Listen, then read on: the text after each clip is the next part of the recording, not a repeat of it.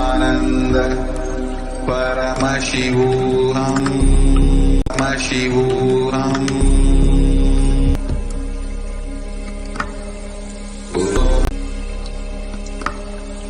Om Nithyananda, Om Nanda Paramashananda Paramashivoham.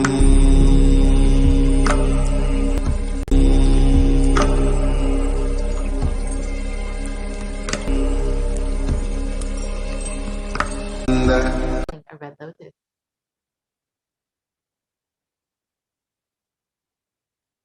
I meditate on the great Empress. She is red in color, and her eyes are full of compassion, and holds the noose, the goad, the bow, and the flowery arrow in her hand. She is surrounded on all sides by powers such as Anima, and she is the self within me. Devi is the ultimate pure feminine consciousness. Parashakti is the cosmic mother. It is her cosmic womb from which billions and billions of universes come out and go in. Source where the Big Bang and black holes go on. Parashakti is the source, source Shakti, source energy, source power, from which all of us came, in which all of us are even now, in which all of us are going to merge. Out of her extreme love and compassion, Parashakti herself is manifesting through the embodied form as the Nijavatara of the supreme concept of Hinduism, gracing us, answering all of our questions, attending to our prayers, giving boons, healing us, revealing our past, present, and future, delivering profound spiritual truths, and ultimately giving us Shivoham itself.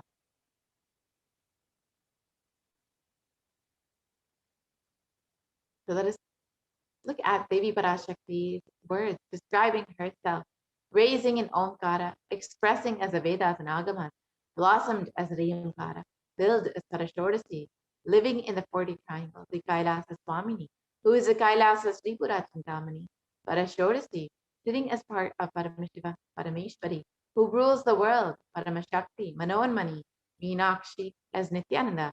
I took Nijavatara here to give good boon to everyone, to bestow all goodness. Hiranya Garbhasvarupini, Brahmanda Yoni, Shami, Chandramauli, Rapala, Aparna, Uma, Parvati, Savitri, Navayavana, Samrajari, Parashodasi, Meenakshi, taking the form of Nithyananda. I came here as Nijavatara. With great compassion, I am blessing.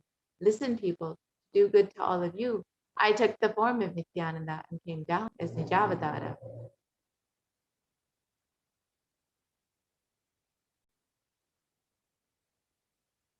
Devi continues on, raising in Omkara, blossoming as Shiva, Shiva manifesting as his first existence.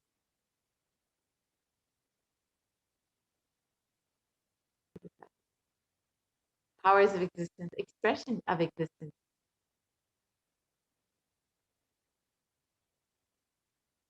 Sorry, you can go back to the previous slide.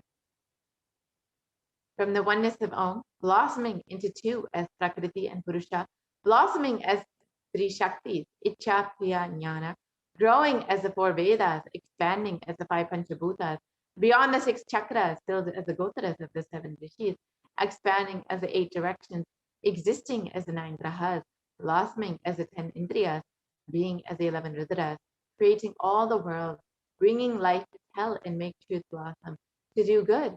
Parashodasi, Meenakshi, in the form of Nithyananda, I came here to bless every one of you.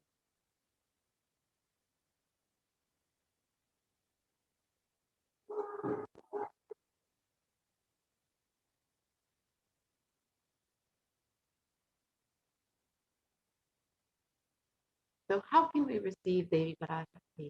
In the words of the supreme concept of Hinduism, literally you are seeing Paramashiva and Parashakti at that moment. She is there in your screen. So always receive her very traditionally.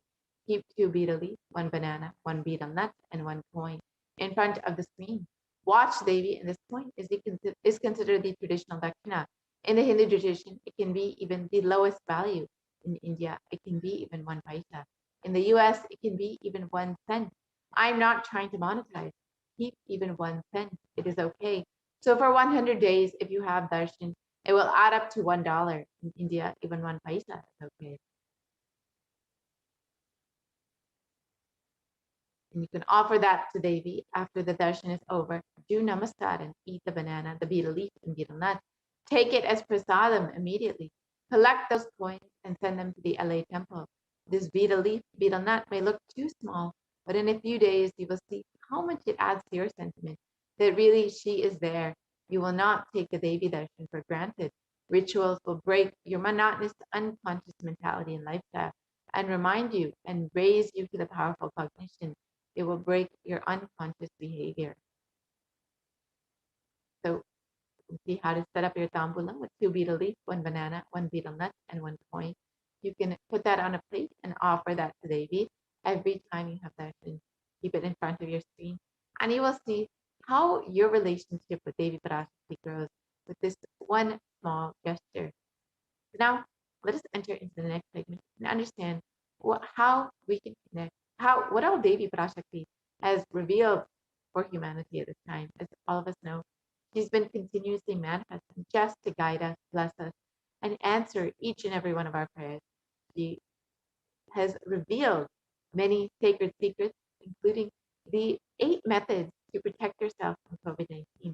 So now let us look at this revelation and understand how we can protect ourselves.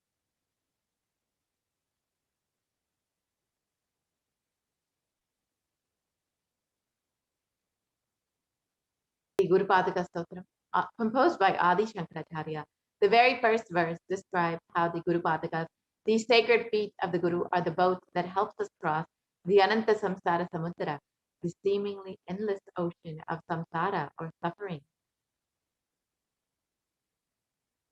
And in this verse, it describes salutations to the sandals of my Guru, which are a boat which help me cross the endless ocean of life, which endow me with the sense of devotion to my Guru, and by worship of which I attain the dominion of renunciation.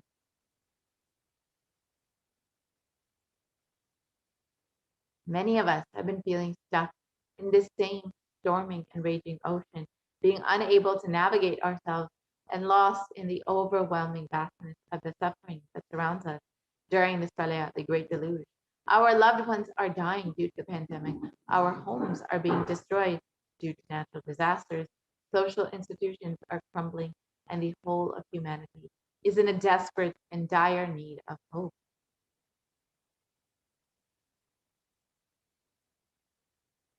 Cosmic Mother has come down to alleviate the suffering of humanity.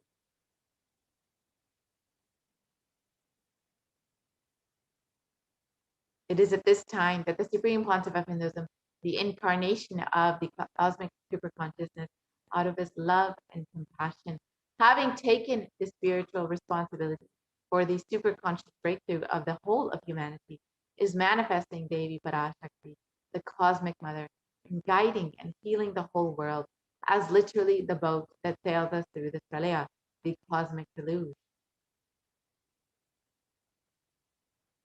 Devi Parashakti is herself manifesting through the Nijavatara, answering each of our prayers, granting boons, healing us, manifesting miracles, removing all of our pain and suffering. And Devi has not just attended to us individually, but also as a humanity at large.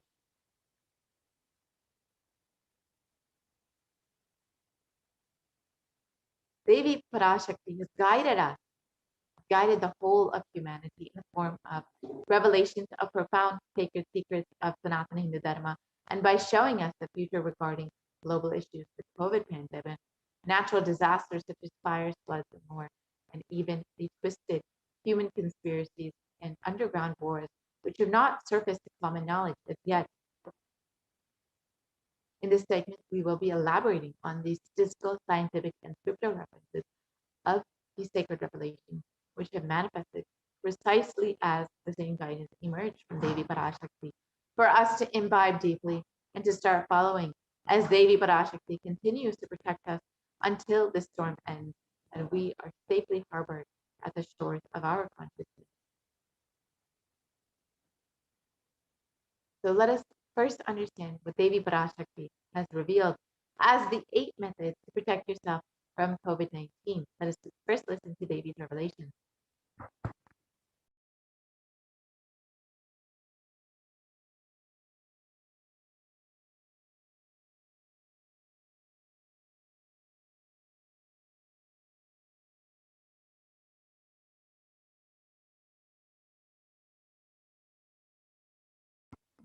Sorry for the technical glitch. We'll be fixing the audio shortly.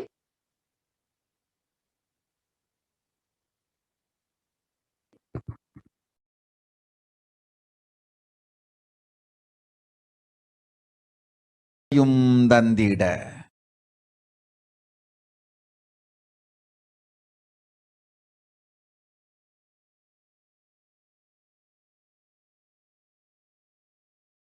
பரஷோடசி Meenakshi, Parameswari Meenakshi, Parasakthi Meenakshi, இங்கு எழுந்து அருளினோம் எல்லோர்க்கும் ஞானமும் தன்மையும் தந்திட, நன்மையெல்லாம் அளித்திட நாமே வந்தோம் இங்கு. கைலாசத்தின் சுவாமினியாய் பரமசிவன் கிரகத்திருந்து நம் அனுக்கிரகத்தினால் நித்யானந்தன் விக்கிரகமாய் மலர்ந்தோம். உங்கள் எல்லோருக்கும் நல்லதை செய்திட, நன்மையை சொல்லிட, தர்மார்த்த காம மோக்ஷம் எனும் புருஷார்த்தங்கள் நாளும் பொங்கி மலர்ந்திட வந்தேன் இங்கு. மாந்தர்கள் கொடுந்தொற்று கொரோனா கண்டு அஞ்ச வேண்டாம். 8 வழியின் மூலமாகவும் எண்ணத்தில் தியானித்து என்னை பிரார்த்தித்தல் ஒன்று, சமூக வலைதளங்கள் மூலமாய் என்னை சரணடைதல் 2, எங்கெல்லாம் என் மகமாரி வடிவத்தில் நான் குடிகொண்டிருக்கின்றேனோ அங்கெல்லாம் பூமிதித்து என்னை வழிபடுவது 3, நெஞ்சில் மஞ்சள் தடவி வேப்பம் சாரருந்தி தினந்தோறும் என்னை தியானிப்பது 4, நிர்விகல்ப நிலையிருந்து நித்யானந்தத்தை நிறைத்து உயிர்வது 5, சிவ சிவ சிவ எனும் பிரபஞ்ச பெரும் நாதத்தை அஜபா ஜபமாய் நிகழ்த்தல் 6, நிறைவான பூரண மனத்தோடு வாழைப்பழத்தோலும் வெங்காயமும் குதிகாலில் வைத்து பத்திட்டு நித்திரையில் அடங்குவது 7, பூரணமாய் பரிபூரணமாய் அருணாச்சல ஸ்மரணையில் நினைப்பும் மறப்பும் அருந்த உணர்வு ஸ்மரணையில் அகம் அகம் என ஸ்புரிக்கும் அருணாச்சல ஸ்மரணையில் ஆனந்த ஸ்புரணத்தில் இருப்பது 8 எனும் 8 முறையிலும் என எண்ணியோர் அத்துணை பேருக்கும் இல்லை கொரோனா கொடுந்தொற்றின் தாக்கமும்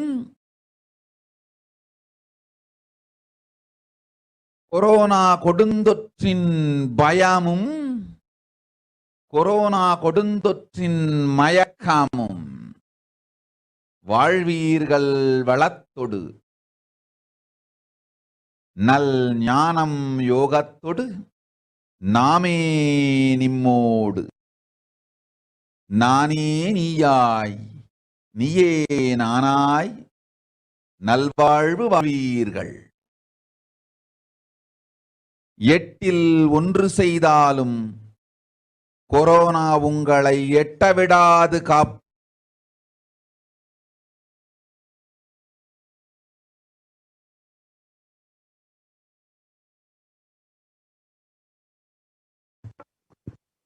Now let us look at Devi Parashakti's revelations mapped into English.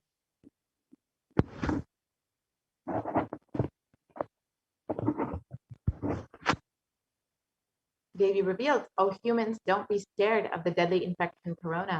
Through these 8 ways, praying and meditating on me, surrendering to me through social media, wherever I am residing, worshipping me by doing the fire walking, applying turmeric in the chest, drinking neem juice, and meditating on me every day, being in the unclutched state, filling with eternal bliss,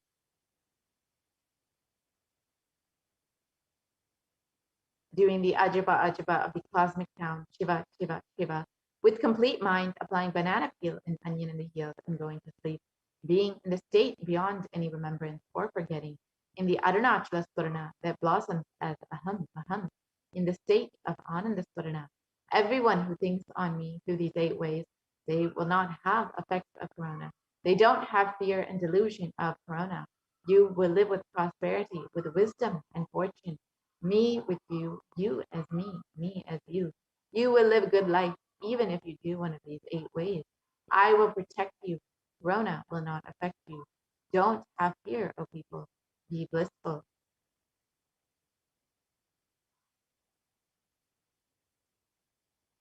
In these revelations, Devi Parashakti revealed the 8 methods to protect all of humanity from COVID-19. Let us now look at each of these methods and the benefits of each method. First method that Devi reveals is praying and meditating upon Devi.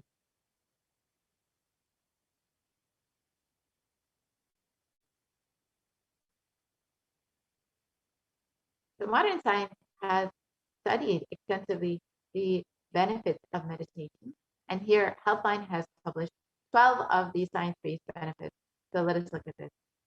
First, it reduces stress, it controls anxiety, it promotes emotional health, it enhances self-awareness, it lengthens the attention span, it may reduce age-related memory loss, it can generate kindness, it may help fight addictions, it improves sleep, it helps control pain, it can decrease the blood pressure, and it is easily accessible anywhere.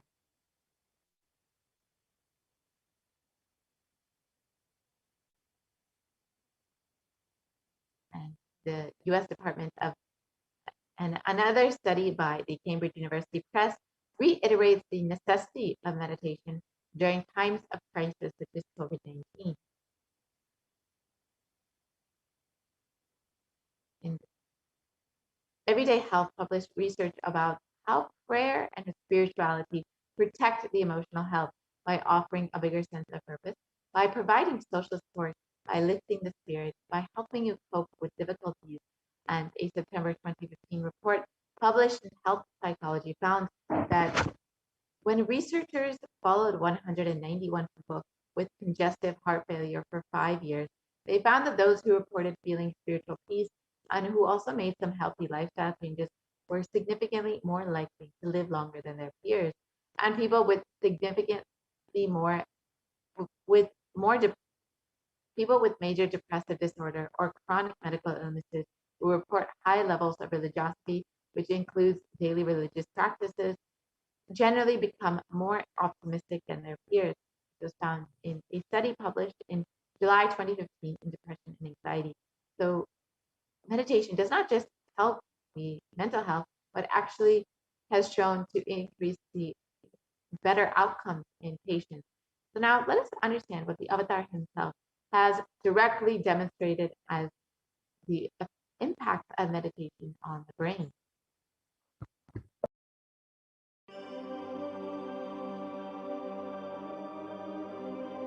Nithyananda participates and encourages scientific researchers to derive evidences for meditation and healing through meditation. Dr. R. Murli Krishna, President, COO, Integris Mental Health and James L. Hall Jr., Center for Mind, Body and Spirit, Oklahoma in US, and his team invited Nithyananda to derive scientific evidences for meditation and the state of his enlightenment. When Swamiji came, I have requested him to do one thing. I asked him, would you be willing to undergo some scientific investigation of the meditation process? He very cheerfully agreed without one complaint. He went for 3 repeat sessions for PET scanning and 3 repeat sessions for quantitative EEG sessions. And these are really not very easy tests to go through. It requires a lot of patience and a lot of willingness to do that. So we did that. Because if a meditation process is doing something to your brain, we should be able to detect that. Scientific findings are verifiable. They're replicable. You can replicate them, duplicate them. So Swamiji went through those sessions and we found some interesting findings. In PET scan, they inject a radioactive dye which goes and sits in parts of the brain that are active. In the normal, non-meditative state, the brain is very active. And when we are seeing someone, the rear end of the brain, the visual cortex, is very active, as shown in the diagram. Usually the brain is so active, there are 100 billion brain cells there. But what meditation does is something very interesting. It shows the frontal lobes getting more active. The frontal lobe is where you have judgment, wisdom, reasoning. Here are some of the brain scans I'm going to share with you. This is alert, non-meditative state. The second one is 30 minutes into 30 minutes meditation. Look at the frontal lobes, how they light it up. They light it up big time. 60 minutes of deep meditation, and here is a deep, deep level of meditation where it lights up significantly right here. Right in the middle. Probably 1.5 inches, 2 inches deeper.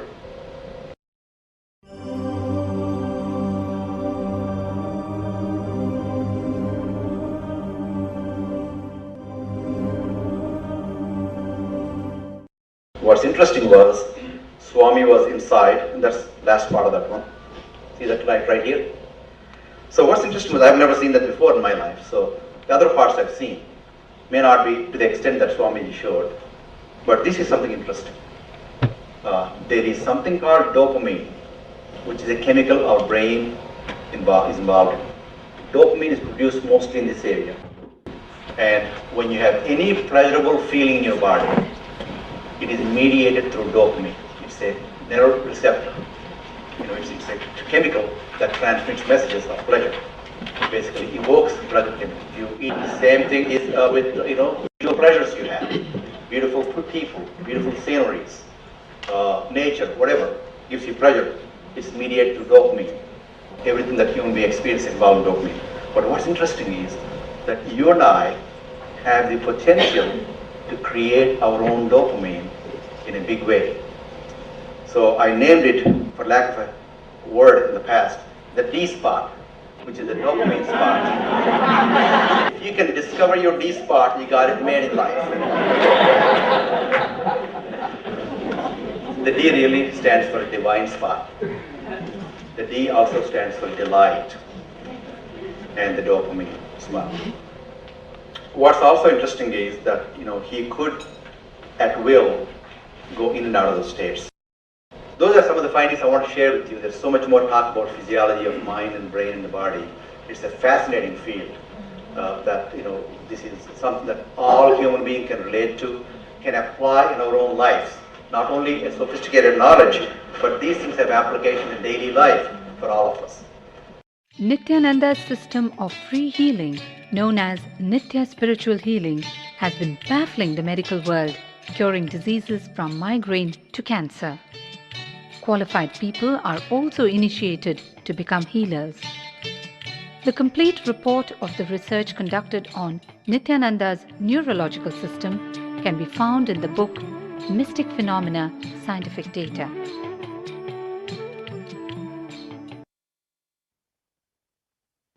Now that we have understood about the impact of meditation, let us now look at prayer, what the Supreme Concept of Hinduism himself has revealed about prayer.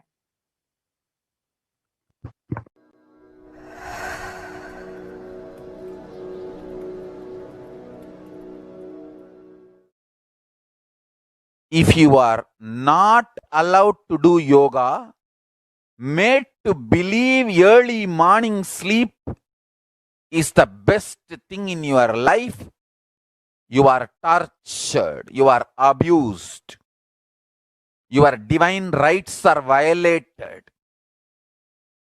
If you are constantly inspired to do yoga early morning, Brahma Muhurta time, and everyday puja, sit that 30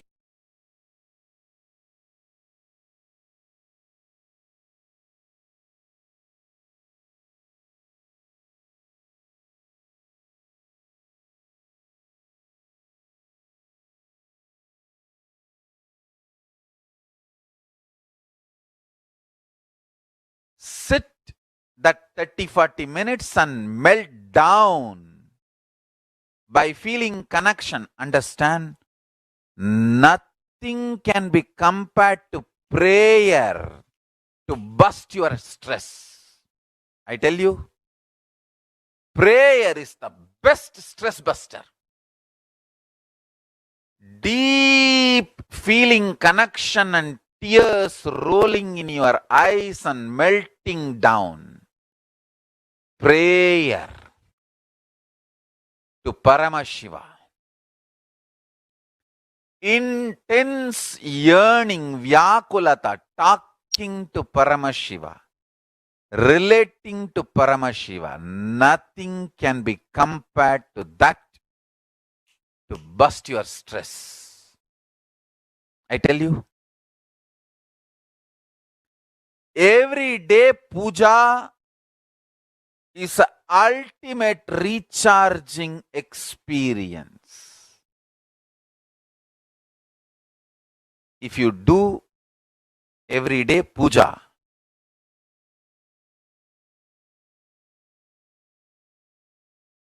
the kind of the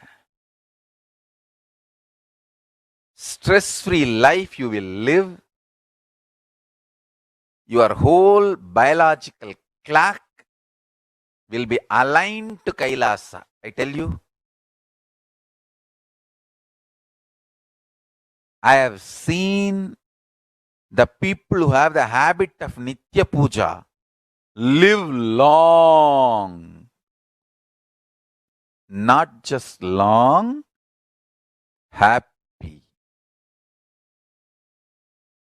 In my whole life, it is Nitya Puja, Puja, that gave me all the best things of life. Everyday puja, relating with the deities is the best stress buster. Touch the deities, do decoration, dress up. Even now, my best time of the day is when I sit with my deities. When I sit with my deities,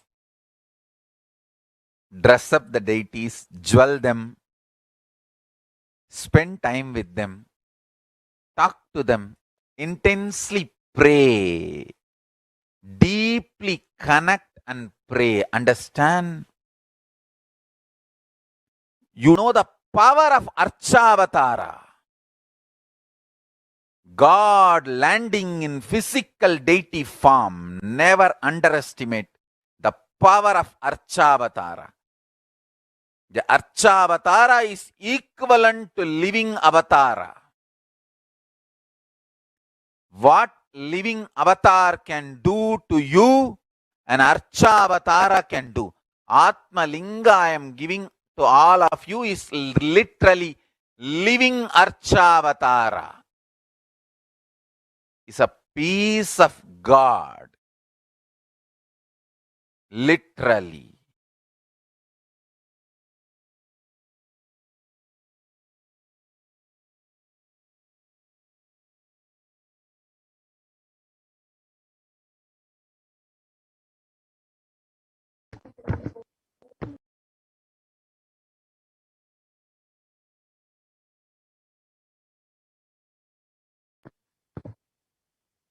Let us now look at the next method revealed by Devi Parashakti, surrendering to Devi Parashakti through social media.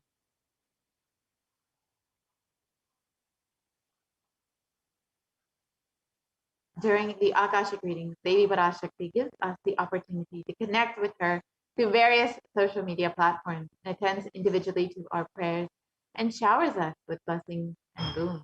Let us now see how we can connect to Devi Parashakti through social media.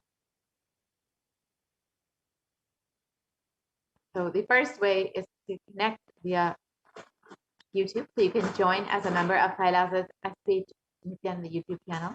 And you can ask your questions in the comment section of the live Parashakti Akashic reading. Next, you can connect via Facebook. So you can like and follow Kailasa's SPH JGM Nithyananda Paramashivam Facebook page.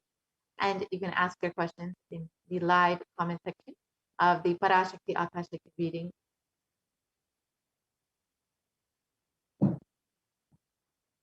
Next, you can connect via Twitter. So you can follow Nithyananda on Twitter and ask your questions in the reply section of the tweet with the hashtag AskTheAvatar.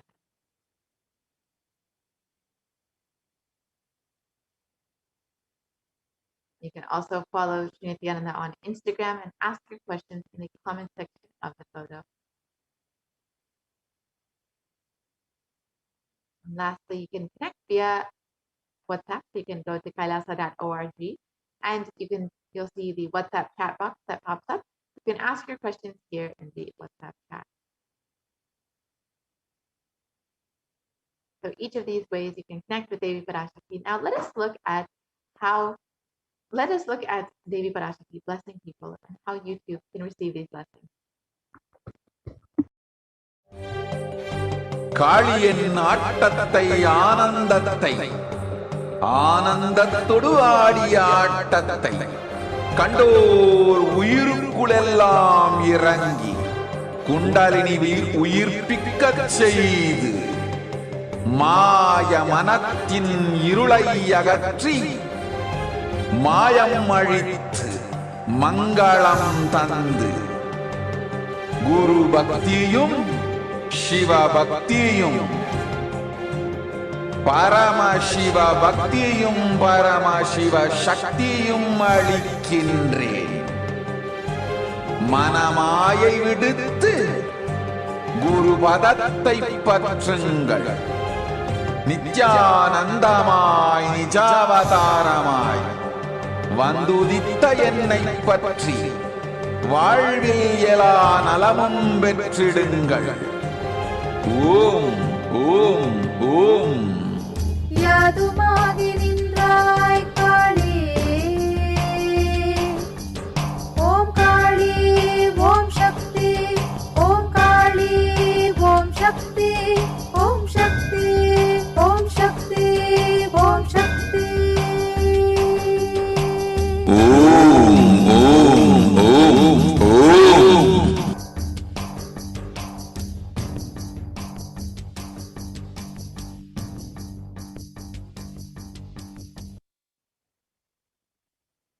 So Devi revealed, wherever I'm residing, worshiping me by doing the fire walking. So let us understand the science behind fire walking. The Supreme Pontiff of Hinduism revealed this is an alchemy process. And in the words of the Supreme Pontiff of Hinduism himself, our rishis and munis were adepts and masters in every field, whether health, keeping the society safe in every field. So all the vratams, the pujas, the spiritual techniques, religious rituals, anything they design is highly scientific and directly useful to the life. Coronavirus will not affect you at all because that fire walking time, that small blisters you get, just shoots up your whole immunity, that power, the power to protect yourself from any virus or any problem. It's actually a powerful technique. It's a very powerful technique followed in those days, especially during this season.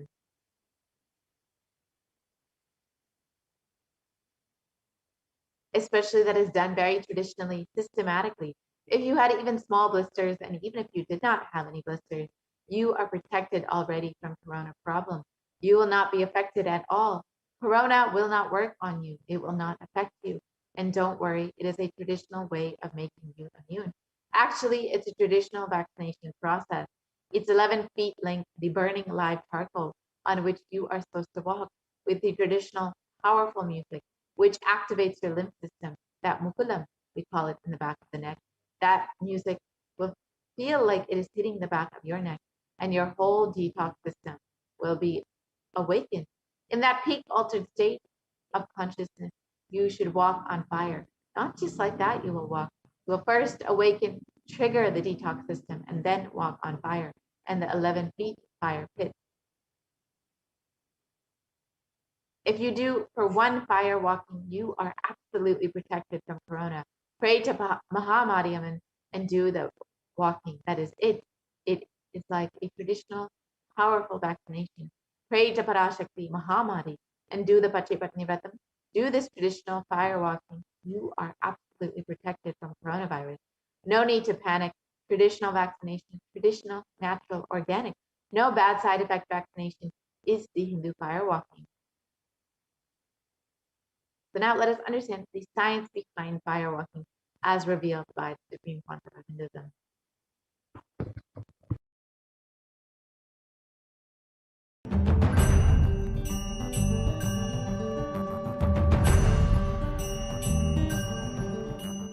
All these transmutation processes means balancing the system and awakening the whole consciousness to your whole body is what I call transmutation processes. Some parts of your body becomes insensitive to the existence because of the job it is doing, like a feet. Because of the continuous walking, it becomes insensitive. Your cheeks, how they are sensitive, they don't become they lose sensitivity to the reality. But for the complete Kundalini awakening, your whole body needs to be alive and experiencing the reality and ability to experience the higher consciousness. That is the reason we have the process of firewalking.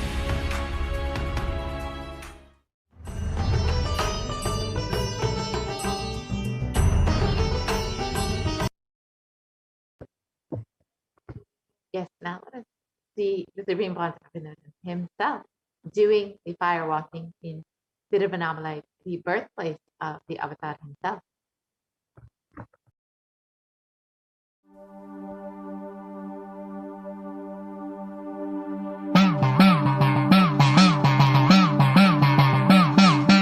சத்தியம் காத்திடும் உத்தமத்தியே சத்குருவாய் வந்த நித்திய தாயே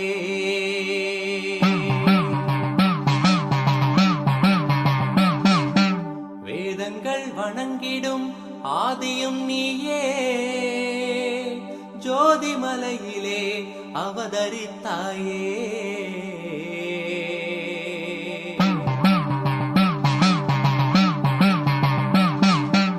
அவனியை பேணும் ஞானமும் நீயே அக்னி வடிவிலே அருள் புரிந்தாயே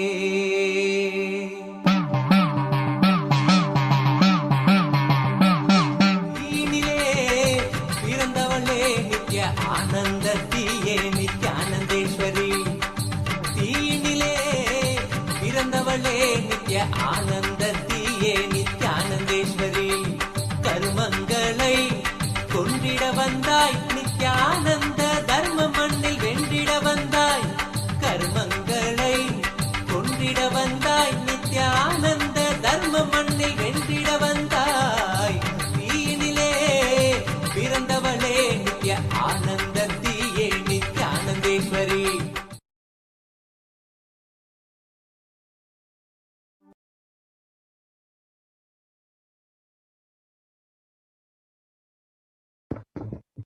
Yes. Now let us look at what modern science has also understood about firewalking. A study conducted by the U.S. National Study of Medicine, the National Institute of Health, regarding fire walking, the benefits of fire walking has shown that fire walking increases the levels of happiness and lowers fatigue levels in those who participated in fire walking compared to those who did not.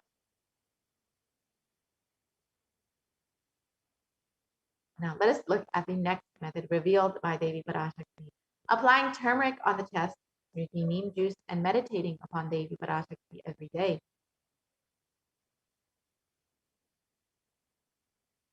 So first, let us understand the benefits of neem juice as revealed by the Supreme Concept of Hinduism.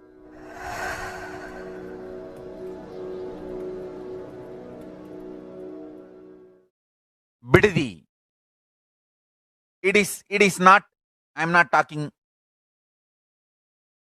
from air, I'm talking from ground. In Bididi, before we came to that land, 30 borewells were dug, no water. Now, from the day we came till now, we have water for 10,000 people to live comfortably in that very land.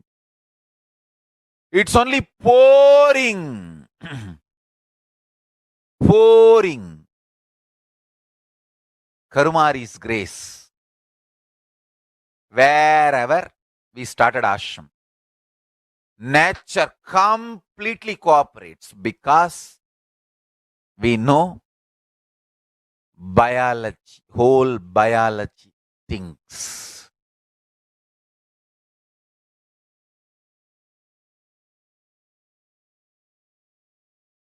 If you are having bitter relationships in your life, just start drinking bitter neem juice every morning. The problem will be solved.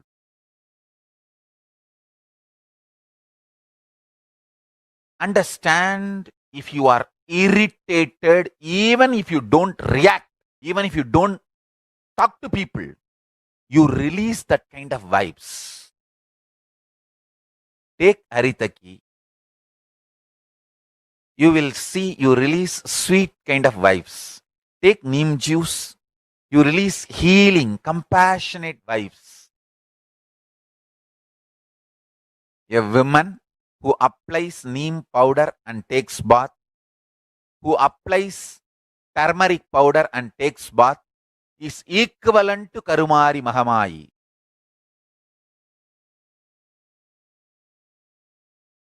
That neem paste and turmeric powder, if a woman takes bath with that, she is equivalent to Mahamayi. She is embodiment of Karumari because she will be manifesting that same vibes of Karumari. I sincerely recommend people start doing all these activities like applying neem paste and taking bath, applying haritaki powder and taking bath, applying turmeric powder and taking bath, applying basma and taking bath, especially for men, basma, for women, neem paste and turmeric paste. All four can be used by both, all genders. That is different. If you want specific, I'll recommend the neem and turmeric for female body, haritaki and basma for male body. Understand, your whole biology things. Working on whole biology changes the whole life. So, now with this understanding the whole biology things, think Mahavagya. This is Ajapa Ajapa. Think Mahavagya. With the understanding your whole biology thinks. Om Nithyananda Paramashivoham. Blessings to all of you. Start manifesting powers. Now, Yes. Now that we've understood the benefits of neem, let us look at turmeric.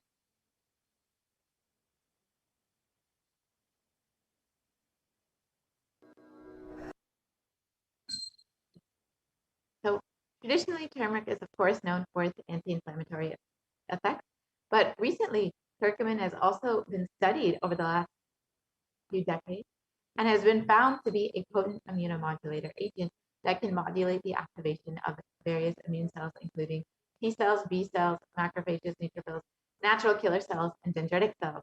And curcumin can also downregulate the expression of various pro-inflammatory cytokines and chemokines.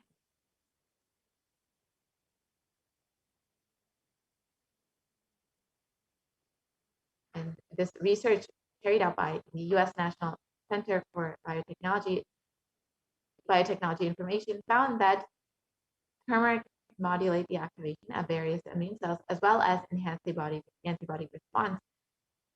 So overall, it can improve your immune strength. So with a strengthened immune system, you will be much more likely to stay healthy and be able to maintain an active lifestyle. And India.com also published that neem can help you fight in the fight against coronavirus.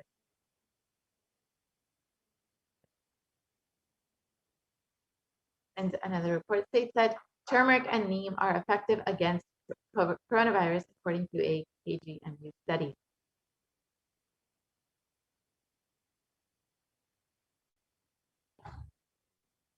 The next method revealed by Devi Parashakti is with complete mind, applying banana peel and onion in the field and going to sleep.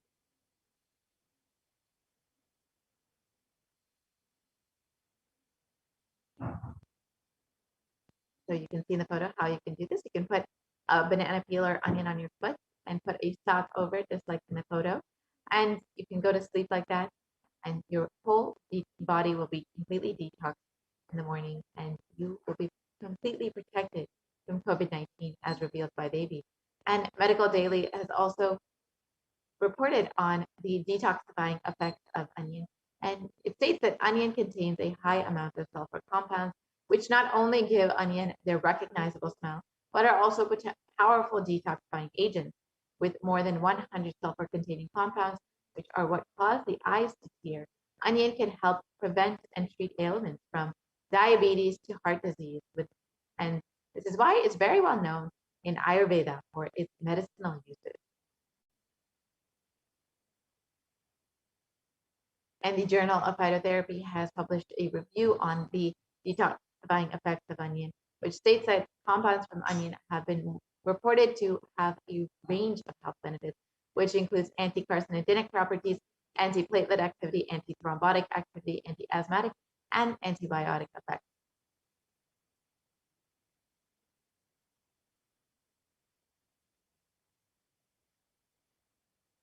So now let us look at the next method revealed by Devi Parashakti. You can go back to the slide.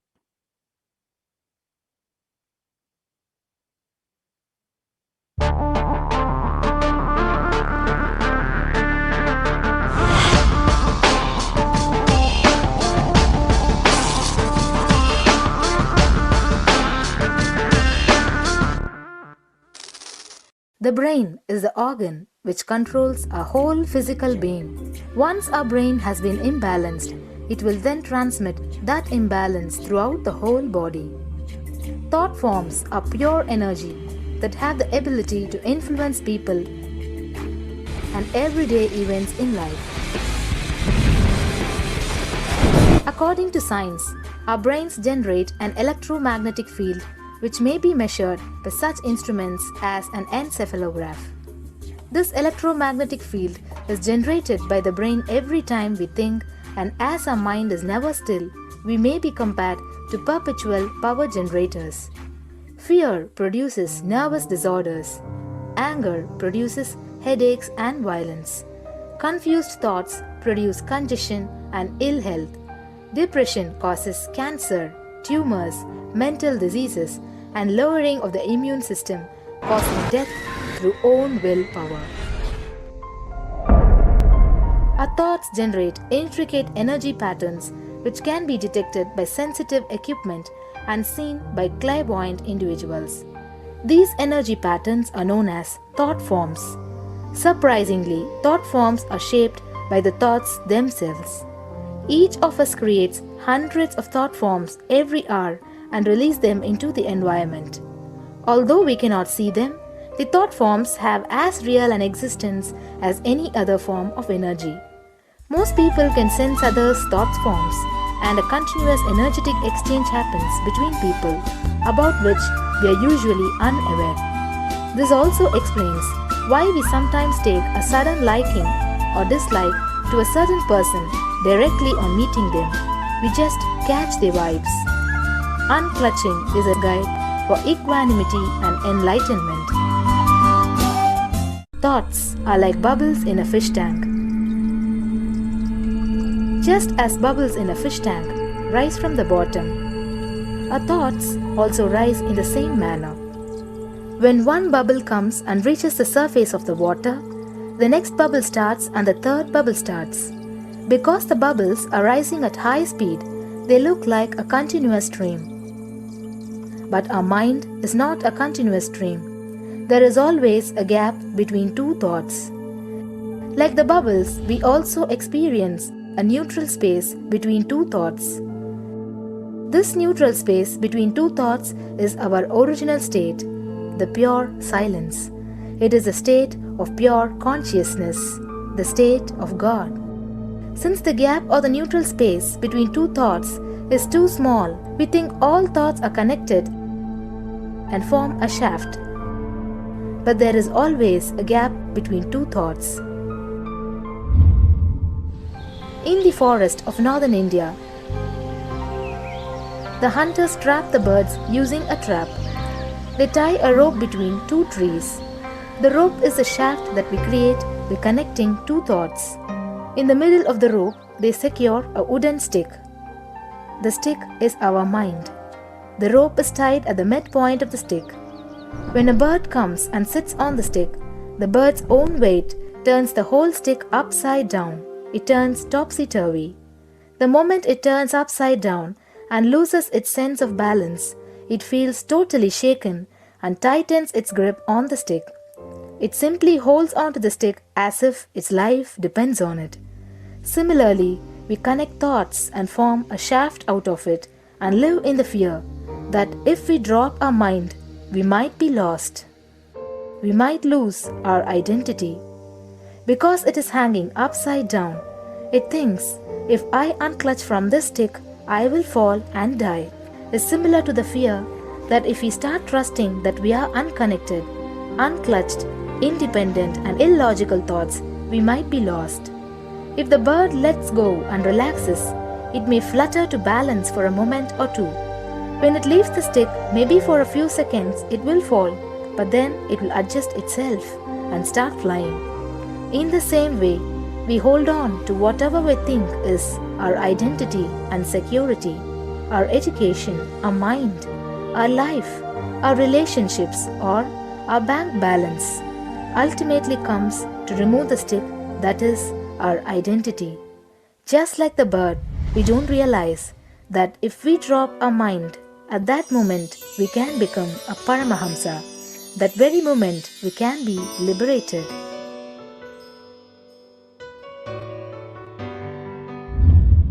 In Mundaka Upanishad, there is a story which explains, there is a huge tall tree, and in the tallest branch of the tree, there is a golden bird sitting unclutched from everything in bliss, like Dakshinamurti.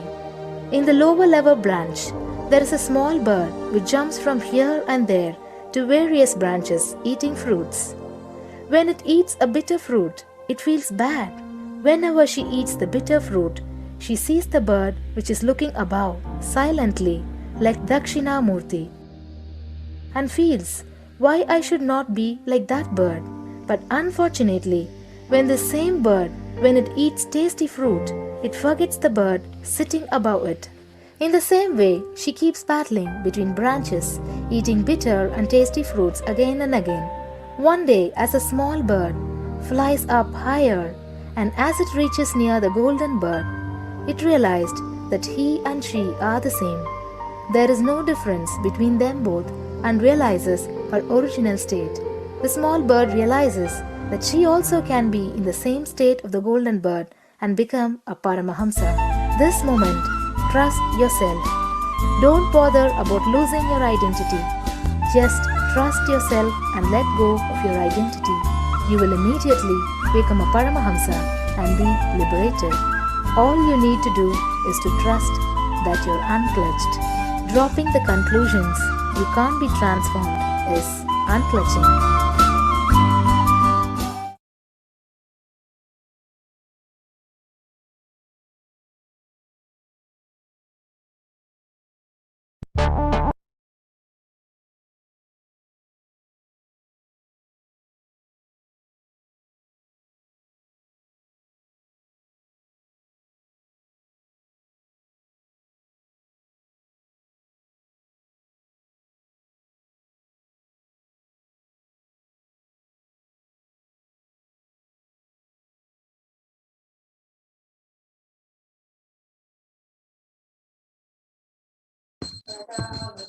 Now that we have understood the science of unclutching, let us now look at, you can spend a few minutes in your day practicing unclutching. So when you get a few minutes in your day, you can sit with your head, neck, and spine in a straight line and have your eyes closed. Intensely chant the Mahavakya. Do not engage with any thoughts or emotions. Purely let the space of unclutching manifest inside of you. Chant the Mahavakya. Om Nithyananda Paramashivoham. And when you do that, you can also sign up your Minutes for Peace at kailasa.tv/Minutes for Peace. How many ever minutes you get in your day, go ahead and become a part of this global unclutching initiative.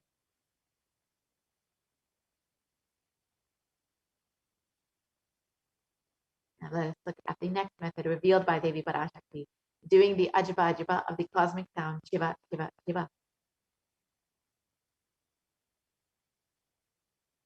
A study conducted by the U.S. National Library of Medicine on the benefits of chanting has shown that the chanting has a direct positive benefit for the physical health and mental well-being. And the study correlates the chanting of the Ajba to the vagus nerve stimulation, which is a treatment used in depression and epilepsy.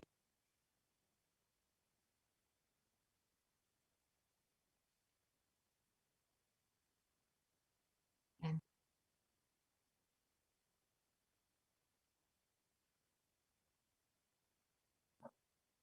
And another study conducted by Dr. Masaru Emoto establishes the how human intentions, words, and thoughts can actually change the molecular structure of water.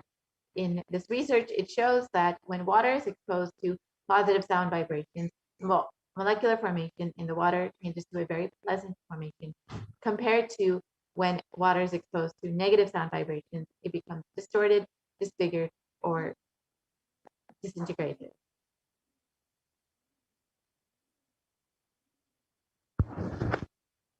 So here are some examples of how water reacts when exposed to positive sound vibrations, words like compassion, thank you, wisdom, and versus you can see how the water molecule forms into this beautiful snowflake-like structure. And when it's exposed to negative sound vibrations like heavy metal music, words like I will kill you or you fool, the water molecular formation becomes disintegrated, disfigured, and distorted. So you can imagine what happens inside of your own body, which is composed of up to 60% water, when you chant the Ajba, the powerful sacred mantra.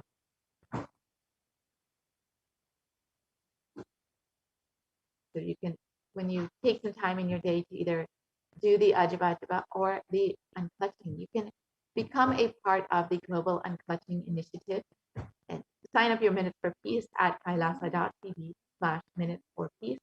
And the Supreme Concept of Hinduism has revealed that if 10,000 people can do this just for 3 months, we can give such a powerful, super conscious breakthrough to the whole of humanity. Because all of us are interconnected. We are not all islands. These are all fundamental truths. When you start unclutching, Kailasa starts experiencing the joy, the bliss of you unclutching. Nothing goes to waste in the cosmos. Now, let us look at the final method revealed by Devi Parashakti, being in the state beyond any remembrance or forgetting. In the Arunachala Swarana that blossoms as Aham, Aham, in the Ananda Swarana. So just being in the constant remembrance of the divine, never having to actively remember or forgetting, but just being in that space of oneness, you will be able to be protected fully from COVID-19 and experience the safety protection of the divine. So with this, we will be concluding this portion of the program and we'll be entering into the next segment where we will understand how exactly we can connect with divine, how we can connect to Devi Parashakti, how to offer our gratitude and love to Devi Parashakti through the offering segment.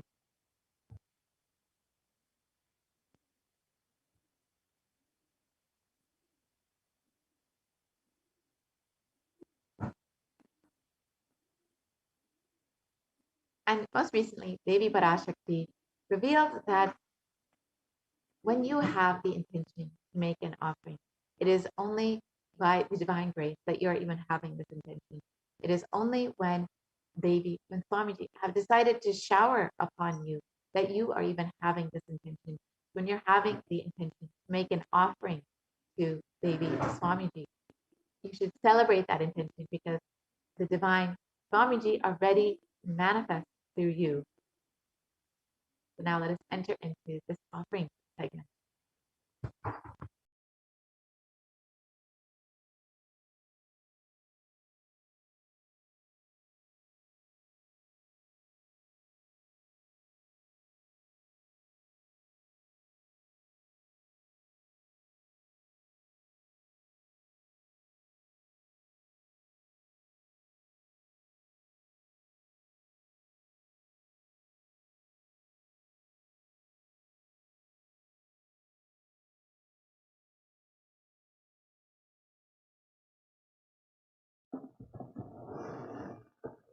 Yes, Nithyananda, and welcome back to this segment where we'll be learning more about the traditional offerings we can make to Devi Parashakti today as we get ready to receive her darshan and blessings.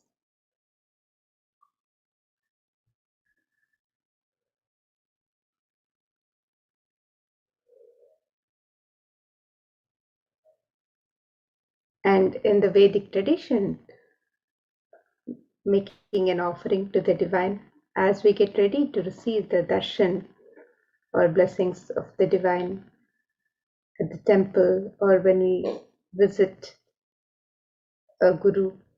This tradition is a pure offering of love and devotion.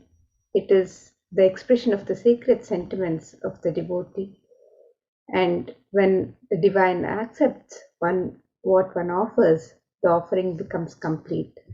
These offerings are not made out of fear or greed, but as a pure expression of the love, devotion, and gratitude for the divine, as an expression of the sacred sentiments of the devotee for the divine. When an avatar lands, the offerings are purely a part of the grand Leela played out only for the purpose of enlightenment.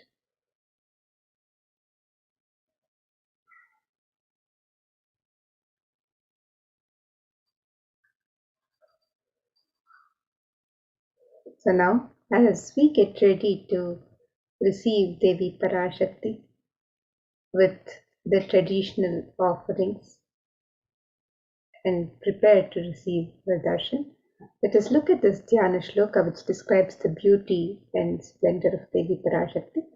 This is from the Moola Agama, Manonmani Dhyana, and this verse says, इन्दुनिभवेदकरवनिनयनं स्यात् पङ्कजवराभयजपाक्षरसरयुक्तम् अङ्गहिमभूषणविचित्रवसनं स्यात् तुङ्गमकुटोज्ज्वलमनोन्मणिस्वरूपम्.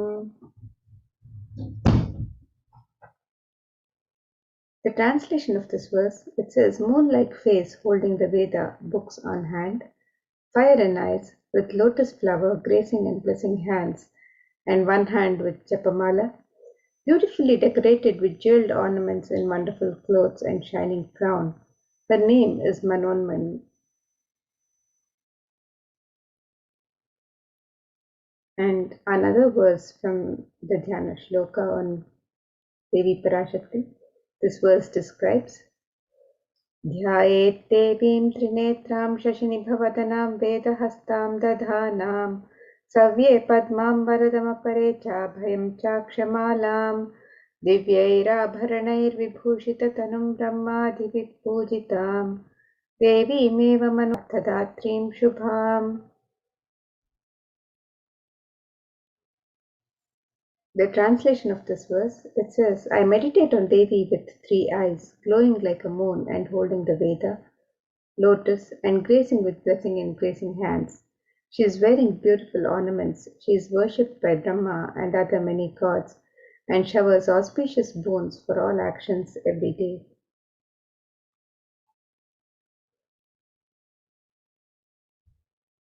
And in the Hindu tradition, the divine element of gold is used in abundance in all the rituals and worship for the divine. It is considered a sacred element. Let us look at one of the scriptural references for the use of the divine element of gold in the Hindu tradition. This verse from the Atharva Veda describes त्रेधाजतं जन्मनेदं हिरण्यम् अग्निरेकं प्रियतमां बभूव सोमस्यैख्यं विंसितस्य परपतता पापमेकं वेद संरेता अहुतत्ते हिरण्यं त्रिविधस्त्वैविषे. The translation of this verse, it says, triply born by birth is this gold. From the atoms of Agni is one. It becomes dearest to Agni. One fell away from the Soma when it was hurt. One they call the seed of virtuous and powerful Apa, the watery molecules. Let that triple gold be for your long life. The gold is a divine element in the Hindu tradition.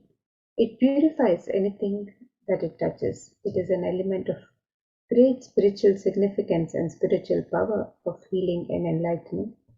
The vibration of gold has the power to infuse sattva energy and positive thought currents in anyone who wears it and in anyone who sees or operates in its vicinity.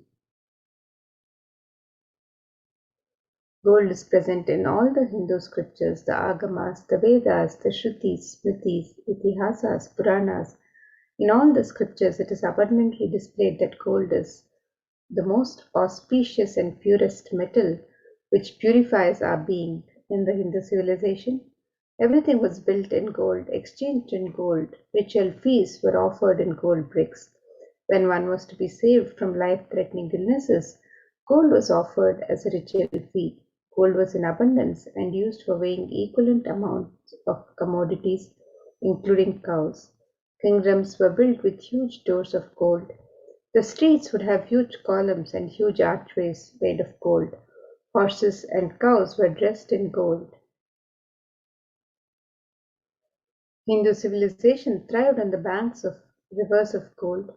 The Indus River was called Hiranmaya, the river of gold in Rig Veda.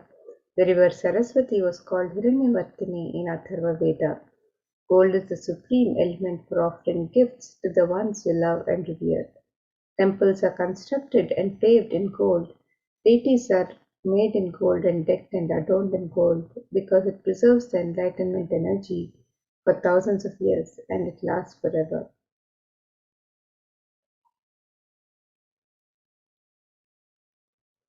And now let us take a look at the various traditional offerings that we can make to Devi Parashakti today as we get ready to receive her blessings and darshan. And Devi is described as Bhakti Priya, the one who is fond of true devotion. In this verse, describes Devi's love for true devotion. It says, Bhakti Priya, Bhakti Gamya, Bhakti Vashya Bhayapaha, Shambhavi Sharadaradhya Sharvani Sharmadayini. The translation of this verse, it says, Devi is fond of true devotion and is realized through true devotion. She can be won over through true devotion and she removes all fear. If there is any fear in the minds of the devotees, Devi is sure to remove that fear. It is stated that Devi likes to be worshipped in autumn. Here it is meant the autumn of our lives, when thought more inwards. The role of the divine is known and understood clearly. The need for Devi worship then becomes stronger. Shambhavi is the consort of Shambhu, who is Lord Shiva. Sharadharadhya is the one who is worshipped by Devi Sharada, Devi Saraswati. Sharvani is the wife of Lord Shiva. The Linga Purana says Lord Shiva is called Sharva in his earth form.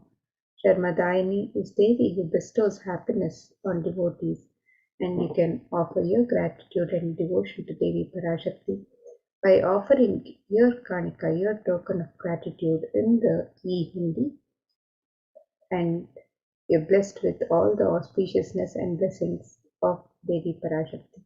You can make the offering of the e-hundi in any amount and in multiple currencies of your choice, just as we offer any token of gratitude in the hundi in the temples in India, in the Hindu temples.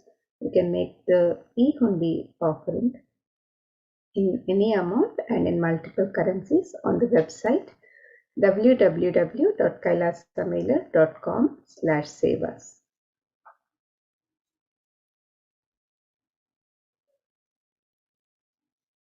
And the next offering to Devi Parashakti is the offering of the Sankalpa chanting, which is the conscious resolution.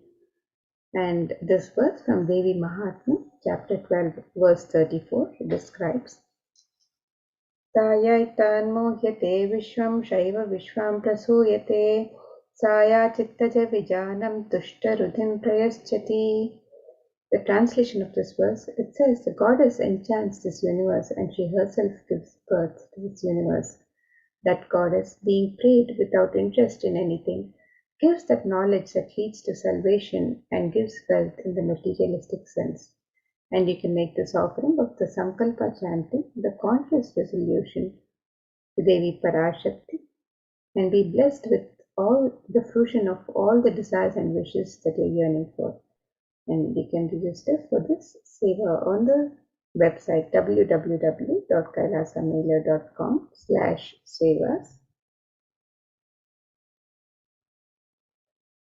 The next offering to Devi Parashakti is the offering of the Sahasranama Swarnakasu, which is the pure gold coin inscribed with one of the 1008 sacred names of Devi Parashakti. Each coin is inscribed with one of the 1008 sacred names. Devi is described as Nama Parayana Prita, that is, she who likes the repetition of her various names. And this offering of the Sahasranama Swarnakasu with each gold coin inscribed with one of the 1008 sacred names of Devi Parashakti is a very special and unique archana offered to the Mahameru of Devi Parashakti. And you can make this offering of the Sahasranama Swarnakasu in 3 different denominations and any number of coins as you wish to offer. And by making this offering, where each coin is inscribed with the sacred name of Devi Parashakti, describing her Ananta Kalyana Gunas, the divine qualities of Devi Parashakti, you are also blessed to imbibe these very same divine qualities of Devi Parashakti herself. So you can make this offering of the Sahasranama Swarnakasu, the pure gold coin inscribed with one of the 1008 sacred names of Devi Parashakti. You can make this offering on the website www.kailasamailer.com/sevas.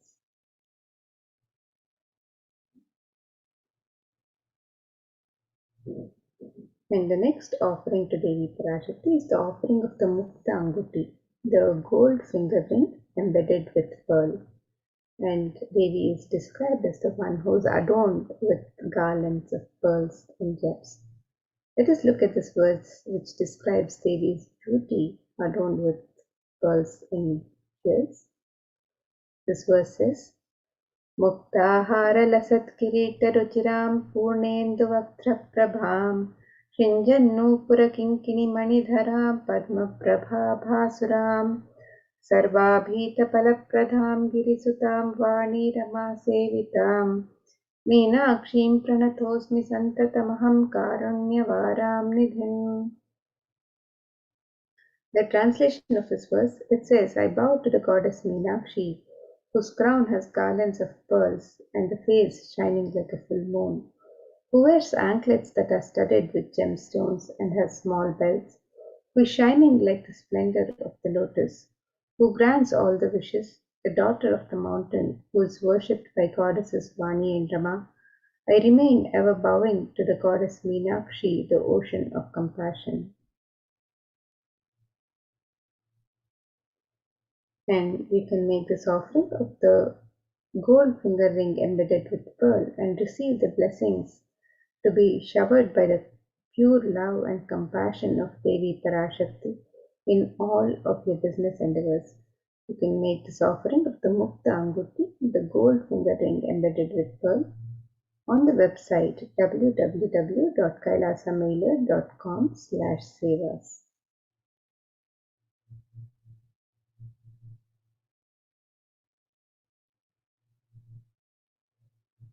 The next offering to Devi Parashakti is the offering of the Swarna Padma Pushpa, the gold lotus flower.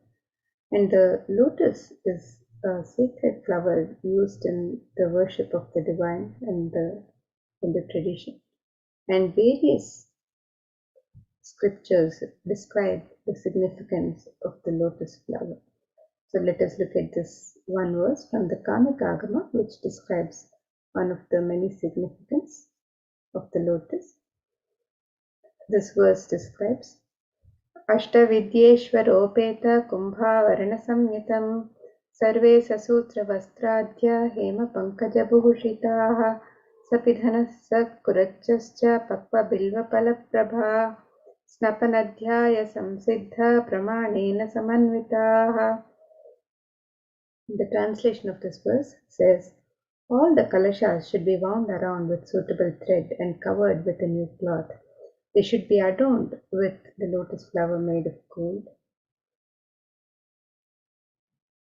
And there are hundreds of scriptural references in the Hindu tradition for using the lotus in the worship of Paramashiva. Almost everything in the worship of the ultimate involving the consecration of deities of worship or meditating on the mudras and asanas used during worship involves the lotus flower, the lotus leaf, the lotus pericarp, the lotus petals. The lotus is a divine flower in the Hindu tradition. The Shakti of Paramashiva is also called the lotus. The base of the Paramashiva linga is a lotus. The disciple of Paramashiva is also considered a lotus, the one who is about to bloom. And you can make the offering of the gold lotus in any of 3 different sizes as you wish to offer, and be blessed to have the state, space, powers, and being of Devi Parashakti in your inner space amidst any and every adverse situations in life. So you can make the offering of the gold lotus on the website www.kailasamailer.com/sevas. And the next offering to Devi Parashakti is the offering of the Swarna Metti, the gold touring to adorn the sacred lotus feet of Devi Parashakti. And these verses describe the beauty of the sacred lotus feet of Devi Parashakti. And this verse says, Nakadhiditi Sanchanna Namajjanatamo Guna Padadvaya Prabhajala Parakrita Saroruha. The translation of this verse, it says, you whose brightness from the toenails destroy the darkness of ignorance from the minds of your devotees who prostrate at your feet, you whose brightness from your 2 feet overpowers that of the lotus flower too. And we can make this offering of the Swarna Metti, the gold touring to Devi Parashakti, and be in constant gratitude for receiving her blessings in even the most difficult aspects of life. We can make this offering on the website www.kailasamailer.com/sevas.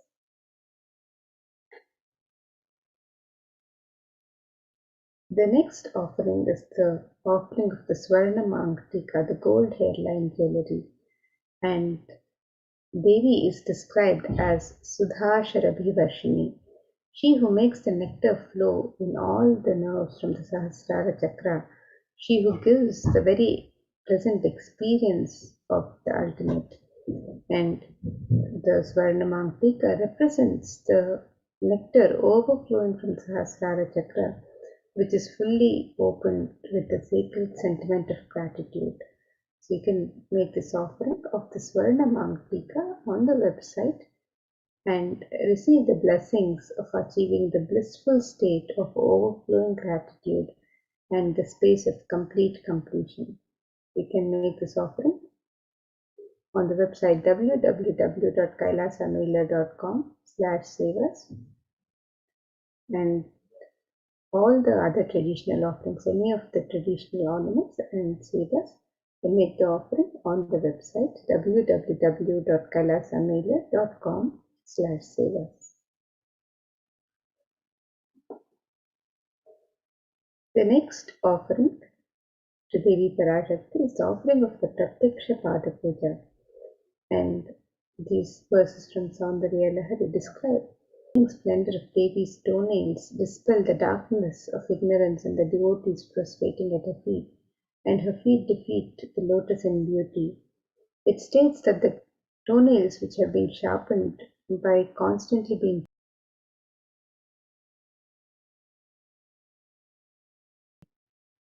their ignorance, the tamoguna, which is the ignorance in the minds of the devotees, the ignorance is removed by constantly prostrating at her feet. This offering of the Pratyaksha Pada Puja, which is the offering of the ritualistic offering of gratitude from disciple to Guru. You can make this offering of the Pratyaksha Pada Puja on the website www.kailasamela.com/savas and be blessed with all the auspiciousness and blessings of Devi Parashakti and the Nijavatara, the Supreme Pontiff of Hinduism, Jagadguru Mahasannidhanam, His Divine Holiness Bhagwan Sri Nithyananda Paramashivam. You can make this offering on the website www.kailasamela.com/savas. The next offering to Devi Parashakti is the offering of the Vastra Seva, the offering of the sacred cloth. And this offering is the traditional offering of gratitude to the Divine for the constant protection of the Divine in our lives. And you can make this offering of the Vastra Seva, the sacred cloth, to Devi Parashakti, and be blessed with all the auspiciousness and blessings of Devi Parashakti and of the Supreme Pontiff of Hinduism, Jagadguru Mahasannidhanam, His Divine Holiness Bhagwan Sri Nithyananda Paramashivam.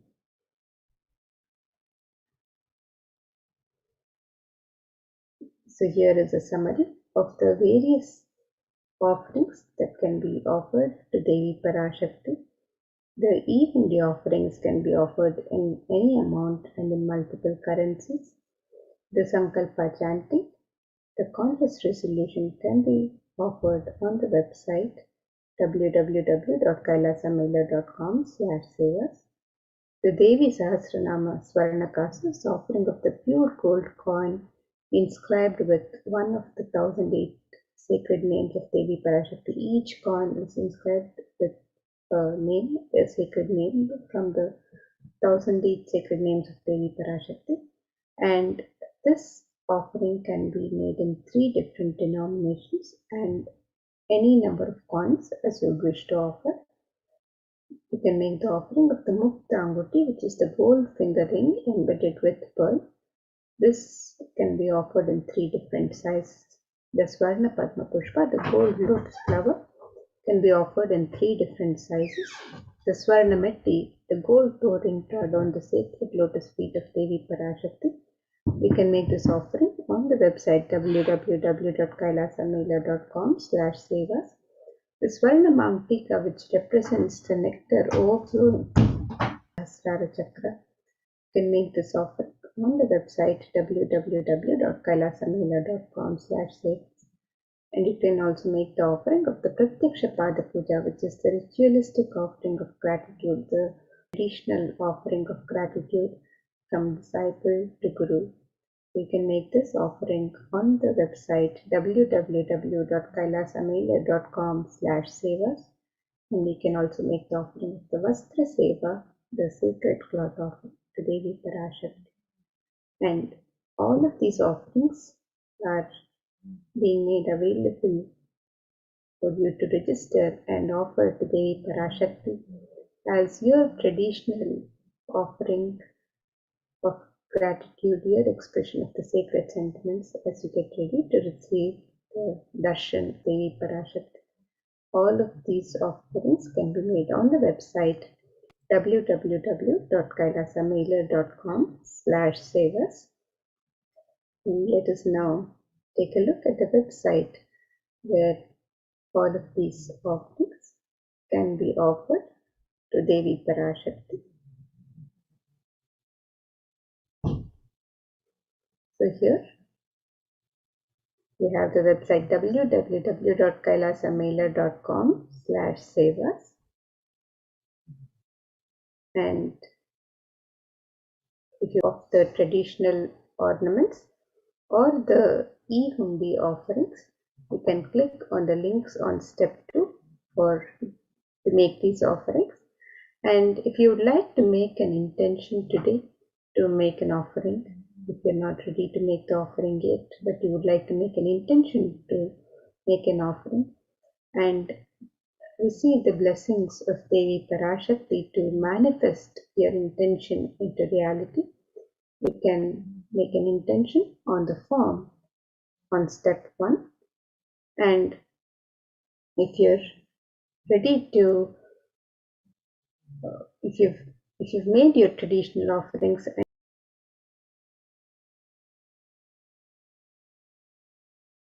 Great Britain pound and Chinese yen, and you can make this offering in any amount of your choice. And you can also make the offerings of the traditional ornaments and the sevas to Devi Parashakti on this website. You can make the offering of the Sankalpa chanting, the conscious resolution, the Devi Sahasranama Swarnakasa, which is the pure gold coin, each coin inscribed with one of the 1008 sacred names of Devi Parashakti. This offering can be made in 3 different denominations: the Mukta Anguti, the pearl finger ring embedded, the gold finger ring embedded with pearl.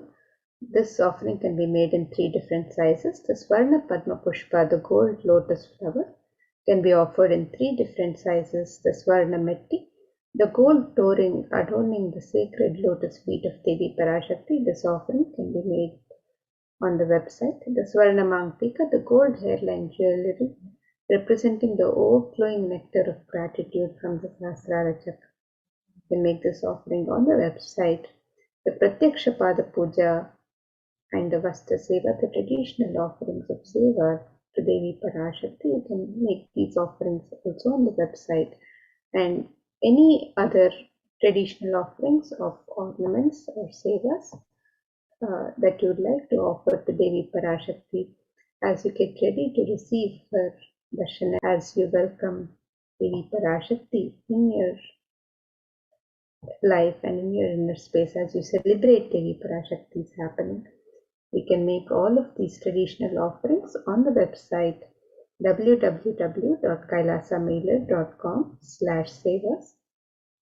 And with Deepavali, as we get ready to celebrate Deepavali, you can also make your traditional offerings of celebration for Deepavali on the website www.kailasamela.com. You can register for the various offerings for Deepavali. We have the offerings for Naraka Chaturdashi, which is the Chandi Homa and the Kali Pratima offering, the installation of the Kali Pratima. You can also register for the Ambal Alankara Seva and the Seva for the Murti of the Supreme Pontiff of Hinduism, the Avatar of the Supreme Pontiff of Hinduism. And you can also register for Pratyaksha Pada Puja on the auspicious occasion of Deepavali. So this is the most traditional offering of gratitude to Guru that each on the auspicious occasion of Deepavali. You can register for the Tulabharam or register as a Mahayajaman for all sevas.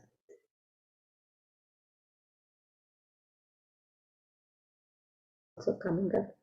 So if Bhagwan Lord Muruga is your Ishtadevata, you celebrate Muruga Kartik the offerings to Devi Parashakti on www.kailasamailer.com/sevas. So you can now get ready with your traditional offerings to Devi Parashakti, and let us learn more also about the various facilities being made available for the care and well-being of humanity through the various de facto spiritual embassies of Kailasa as being guided by the Supreme Pontiff of Hinduism himself.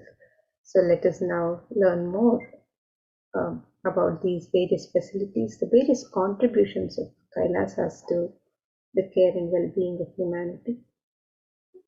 So let us now learn more about these contributions of Kailasas and the Supreme Pontiff of Hinduism as he guides us, as he guides the whole of humanity through this pandemic and to a super conscious breakthrough. Nithyananda Madayamai Swami. Nithyanandam, Nithyanandam Amrita, Nithyanandam everyone. Welcome back to this segment of Kailasa's COVID Care Protection Center at the Kailasa's de facto spiritual embassies with the blessings of the Supreme Pontiff of Hinduism, Jagat Guru Mahasannidhanam, His Divine Holiness Bhagwan Nithyananda Paramashivan's blessings. Let's start with the Sadguru Vandanam. Nithyanandam Paramasukadam Kevalam Jnanamurtim Manvatitam Gagana Chadusham Tattvamasya Ekam Nityam Vimalamachalam Sarvadi Sakshibhutam Bhavatitam Trigunarahitam Sadgurum Tam Namami.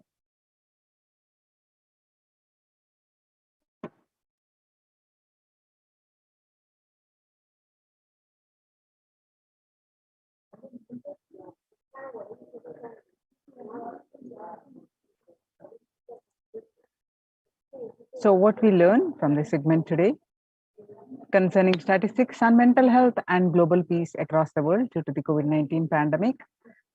What are the Supreme Pontiff of Hinduism and Kailasa's contributions for global peace? The Supreme Pontiff of Hinduism spiritual solutions for COVID-19, Kailasa's COVID Care Protection Center, some glimpses, and why temple-based ecosystems. UN recognizes Kailasa's contributions. The crisis that we are under. Today, people around the world are trying to grapple with the grim reality that the pandemic is far from over. The aftermath of the current calamity promises to be much more devastating. The greatest economics of the world are facing disastrous futures. Countries are facing off each other in deep mistrust. Now let us see some statistics and current news. Australia reported a new record number of coronavirus cases recently when the country continues to battle the third wave of COVID-19 infections. World Health Organization makes a big statement about the Delta variant of COVID-19. The coronavirus pandemic has now killed more Americans than the 1918 to 19 influenza pandemic did. The 1918 to 19 flu infected about 25% of Americans and killed an estimated 0.65% with 675,000 deaths.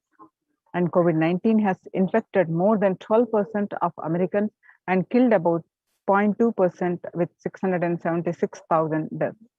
Now that the US death toll from COVID-19 has surpassed 676,000, the coronavirus pandemic has killed more Americans than the 1918 to 19 influenza pandemic did. Axios and the Associated Press both reported the grim milestone recently. COVID-19 now officially US deadliest pandemic as the death toll crosses that of the 1918 to 19 influenza. People infected with the alpha variant exhales 100 times more virus into the air than the original COVID strain. 6 feet distance may not be enough to prevent viral transmission indoors.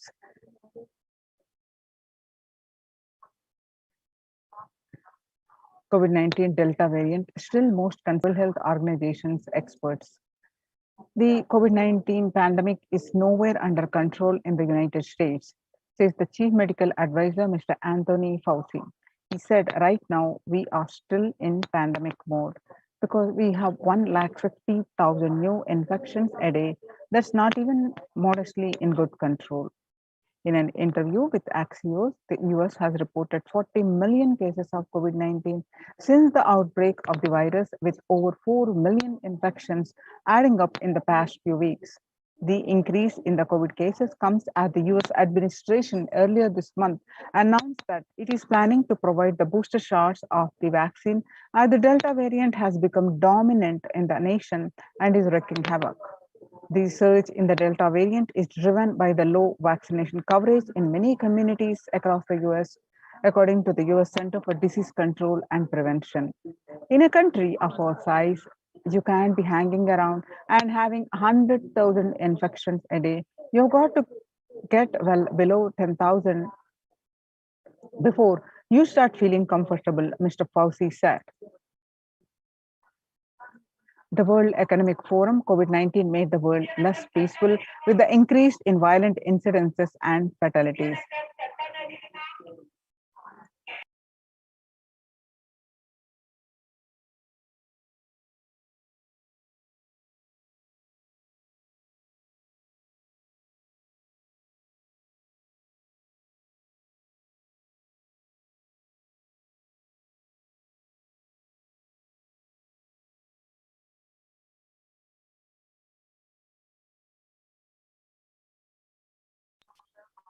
The younger adults are more likely to report symptoms of anxiety and a depressive disorder during the COVID-19 pandemic. The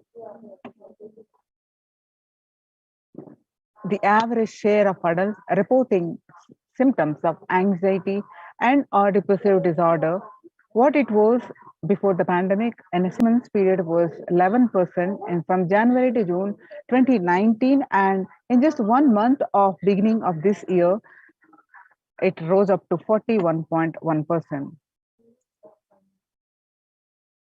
The share of adults reporting symptoms of anxiety and a depressive disorder, some more statistics confirming the same, that the younger adults are more likely to report symptoms of anxiety and or depressive disorders. Stress in America, COVID-19 is a significant stressor for most Americans.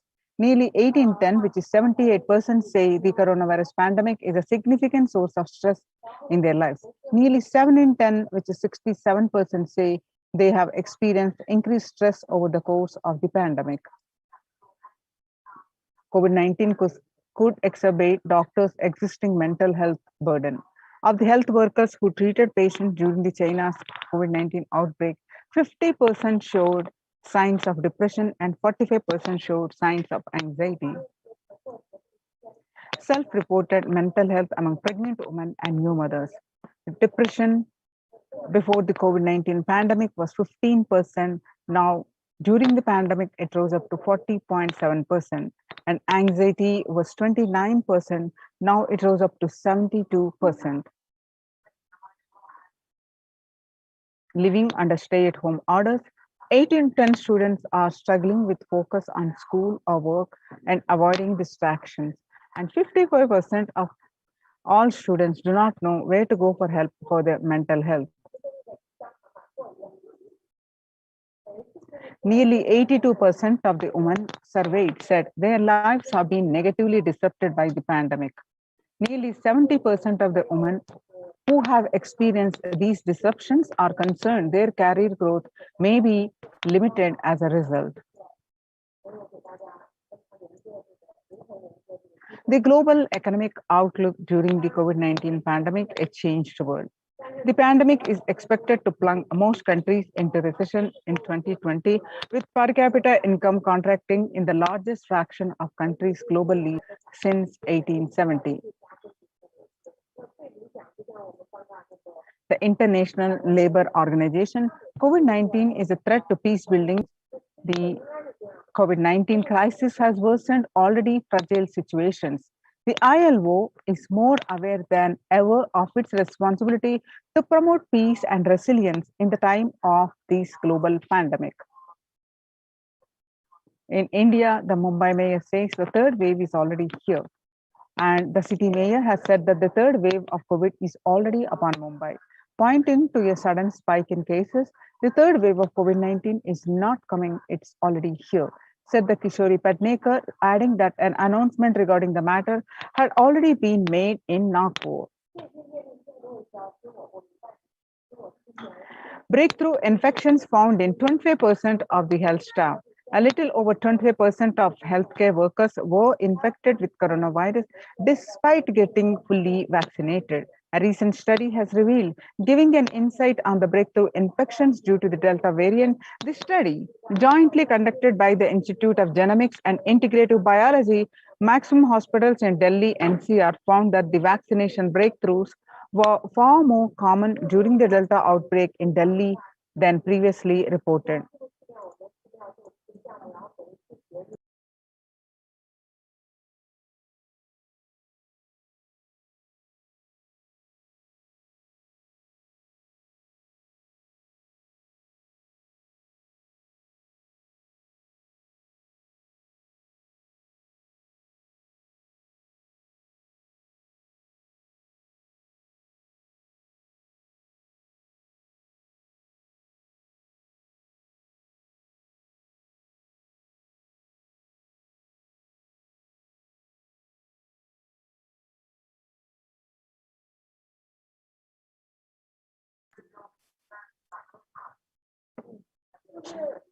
The new COVID-19 variant more shows signs of vaccine resistance. Now that we have seen across the world, the statistics of the COVID-19 pandemic, which is affecting not only the physical health, the increase in fatalities and the mental health, especially on the younger generation, which is leading to the making the world less peaceful, affecting the global health, global peace. So how to cope up with the current COVID-19 pandemic? It's important to address the COVID pandemic, which is seeing another wave destroying many more lives.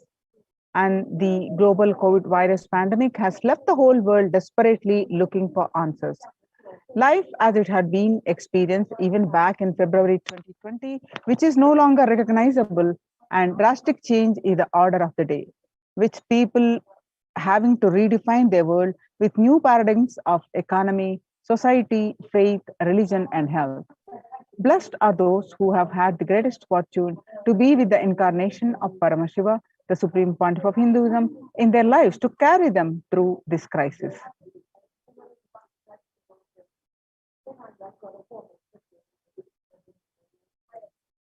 Sustainable developmental goals. Making peace with nature is possible if we start now. Making peace with nature is possible only if we start now. Even amid pandemic, 2021 can go down as the year we made peace with nature and set the planet to healing. Our environmental, social, economic challenges are interlinked. They must be tackled together. For example, we cannot achieve sustainable developmental goals, including ending poverty by 2030, if climate change and ecosystem collapse are undermining food and water supplies in the world's poorest countries. We have no choice but to transform our economics and societies by valuing nature and putting its health at the heart of all our decisions. Now let's watch a small clip on making peace with nature.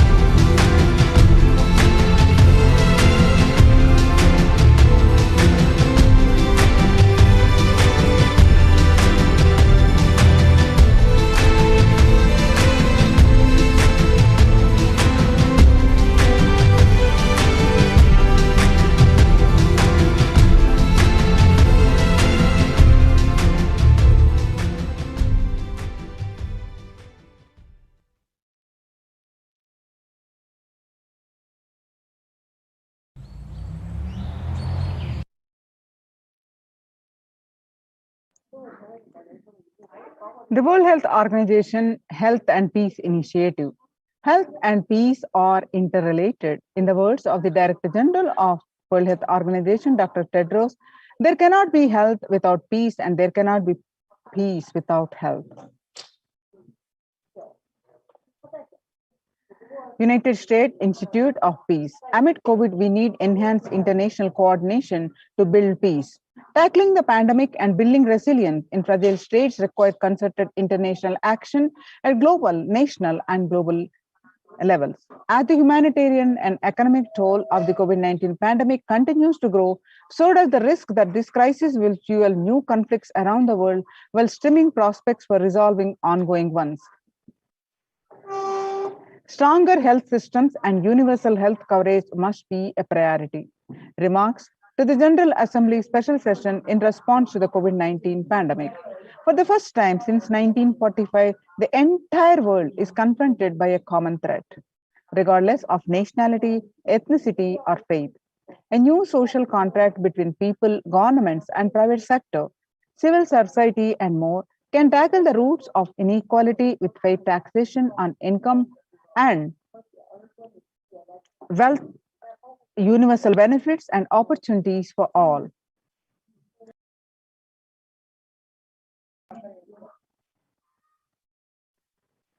Now let us see the Supreme Pontiff of Hinduism's contributions for the global peace.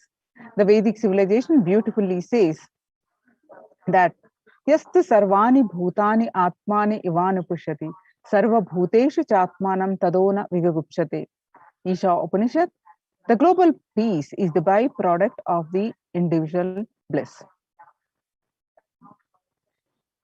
Whenever an individual goes through a spiritual bliss, he manifests a beautiful, peaceful life for him and everyone around him. If he is powerful enough, he moves the whole city and manifests peace. He is more powerful, he moves the whole village or whole country. If he is powerful enough, like incarnation, he moves the whole world and manifests peace for them. The individual bliss is the source for the global peace in the level of Om. The microscopic and macroscopic level Om are the macroscope level universe. Whatever level it may be, global peace is the byproduct of the peace and bliss. How do we achieve this individual peace? The Supreme Pontiff of Hinduism explains by practicing completion, by practicing unclutching, one can achieve the individual peace, which leads to the global peace.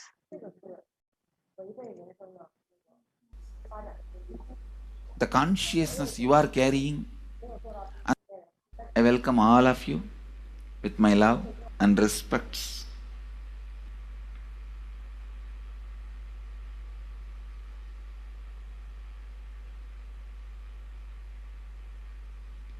Today I wanted to expand on the science of completion. How the science of completion can directly impact the consciousness you are carrying and the consciousness embodied in many bodies. Please understand, the more deeper you go inside, means more deeper space you go inside you, more expanded you become, more one with everything, more oneness you experience. Because the more deeper you go, the more you experience the unified field of consciousness. Various words are used.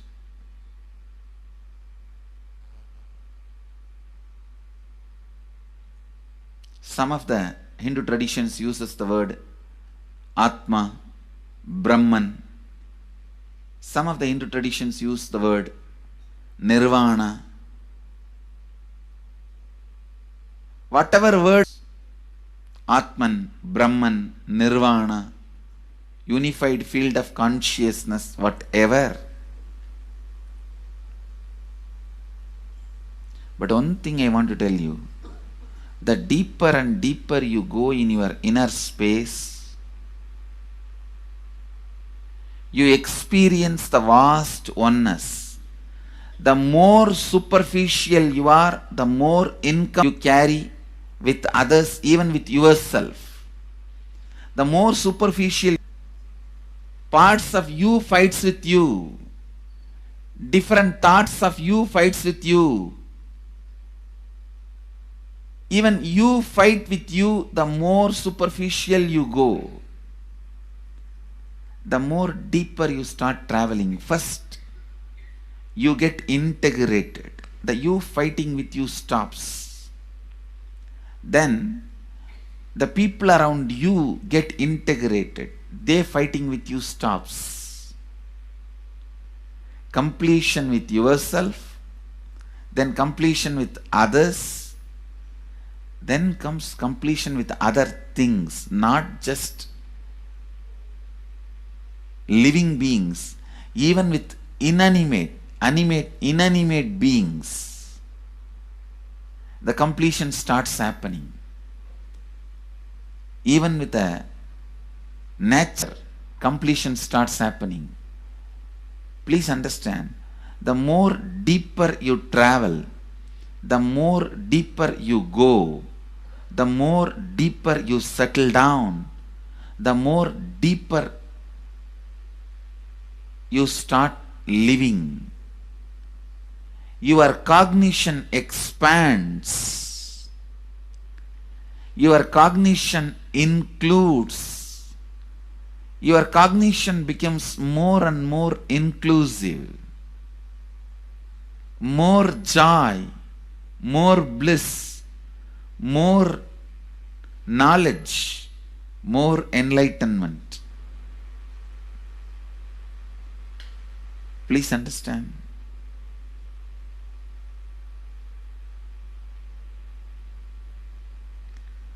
The more and more completion happens in you, you will see everyone around you feels complete with you. That is why I am saying, whether they have body or they are in the deepest corners of your being, deepermost layers of your being, deepest parts of your being, you experience such powerful awareness, such joy.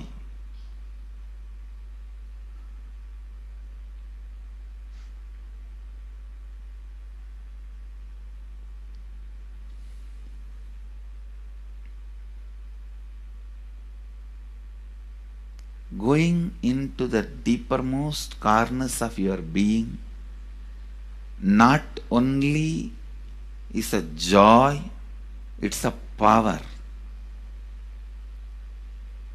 Because suddenly you will see everybody around you, everything around you listens to you.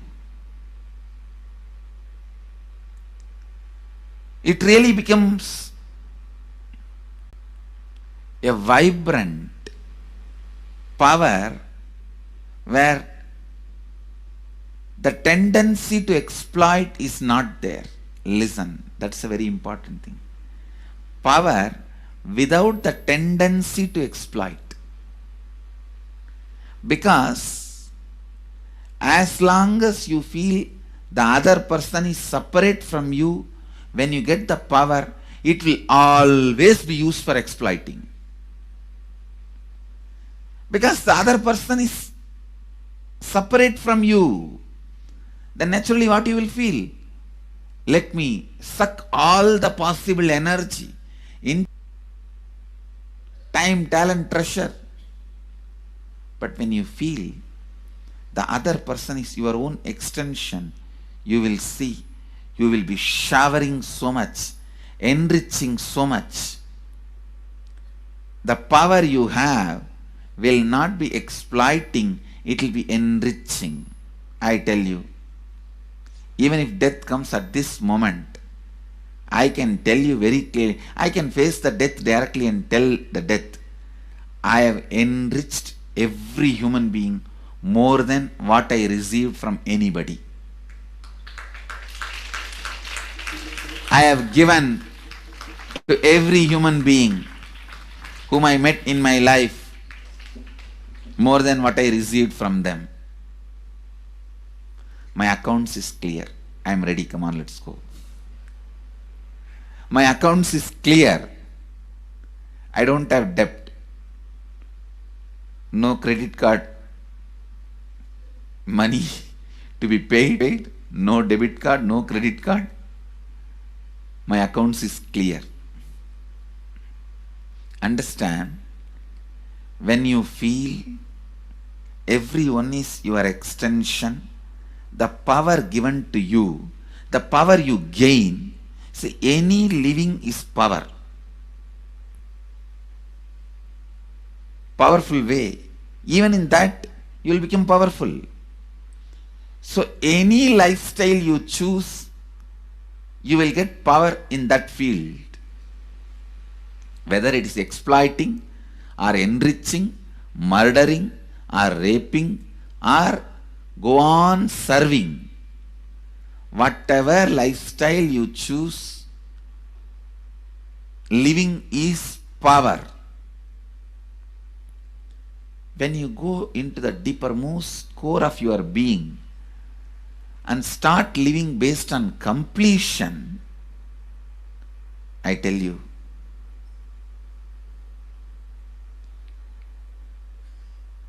the first power you will experience is everything around you listens to you. That power will simply make you enrich everyone. The best power you can have through living is power of enriching. Whatever you do, as I said, whether you live the life of enriching or exploiting, you will become powerful. I tell you, the power of exploiting brings more and more conflict within and without. And those conflicts naturally bring suffering. And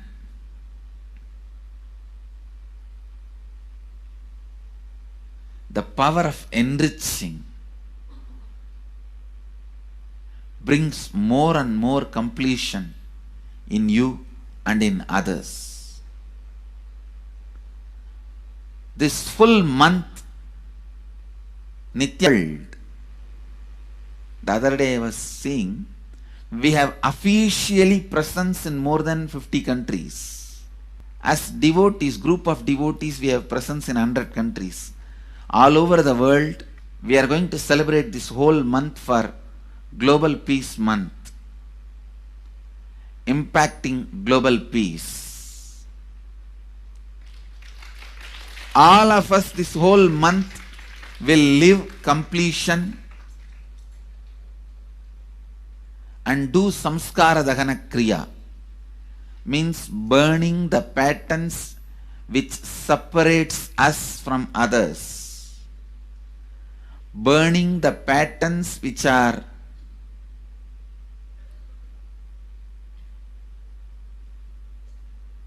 constantly keeping us in a superficial level. All over the world,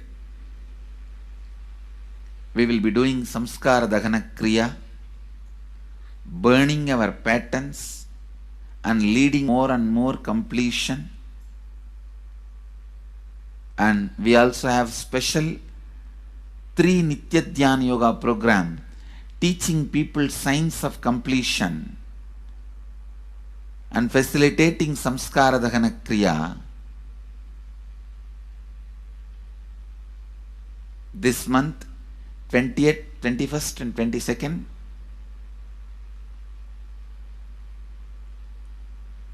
this whole month, all over the world, all our temples, ashrams, centers, yoga centers, schools, colleges, universities should do Samskara Dahana Kriya should do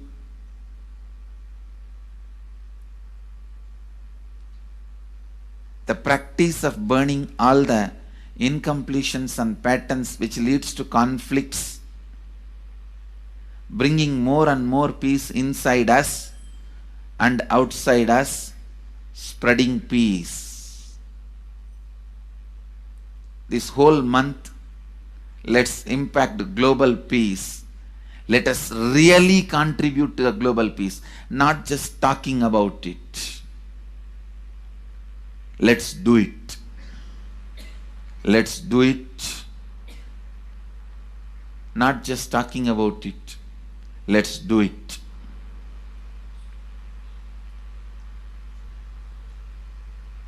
Even if you teach the Samskara Dahana Kriya to 50 people in each area, each place where we have ashrams, temples, two-way centers, yoga centers, even 50 people, each Tanidar teaches, enriches them with this science. The amount of suffering and negative waves, negative vibes reduction can contribute so much to the world. Please understand. One positive person can burn millions people negativity. Experientially, with evidence we proved, one positive person has already burnt at least 20 million people's negativity in last 10 years and brought peace. So each one of you, if you stand up as one positive being, one authentic, responsible, enriching being,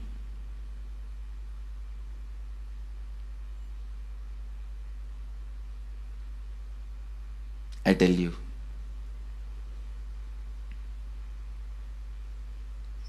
we can do so much to the world. It will be a better place than the time we entered. When we leave, it should be a better place. That's all. When we leave the earth, it should be a better place. So understand, inner peace is your birthright. Go to the depths of your being. Bring more and more completion into you. Completion with others. And start living Advaita. Today in the Inner Awakening session, it's all about completion with others. So last 6 days, literally, you worked so much, one by one by one by one by one, layer by layer by layer by layer. The completion with yourself. Now comes completion with others. Today, we are starting the science of completion with others.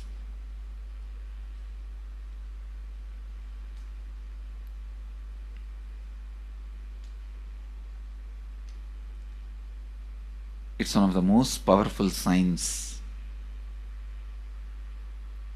Does so much to human beings, not just healing their relationships, even inside their consciousness, this inner space, so much of good is done. So much of awakening is done.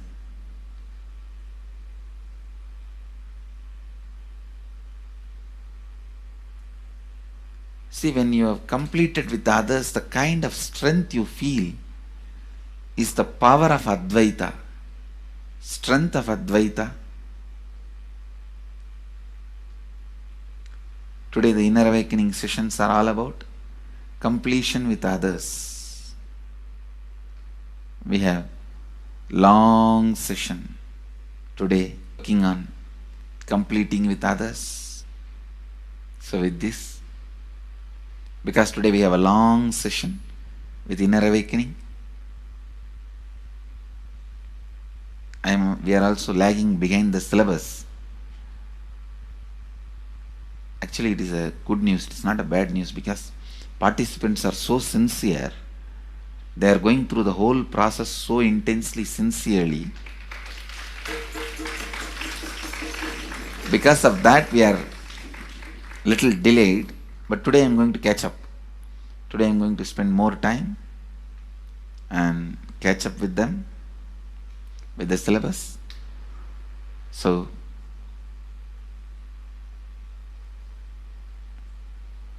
I conclude today with this. I'll move to the next.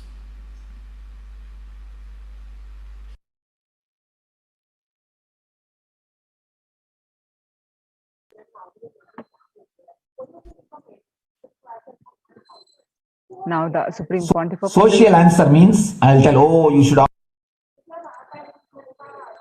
Now the Supreme Pontiff of Hinduism explains the self-transformation is the key to global peace.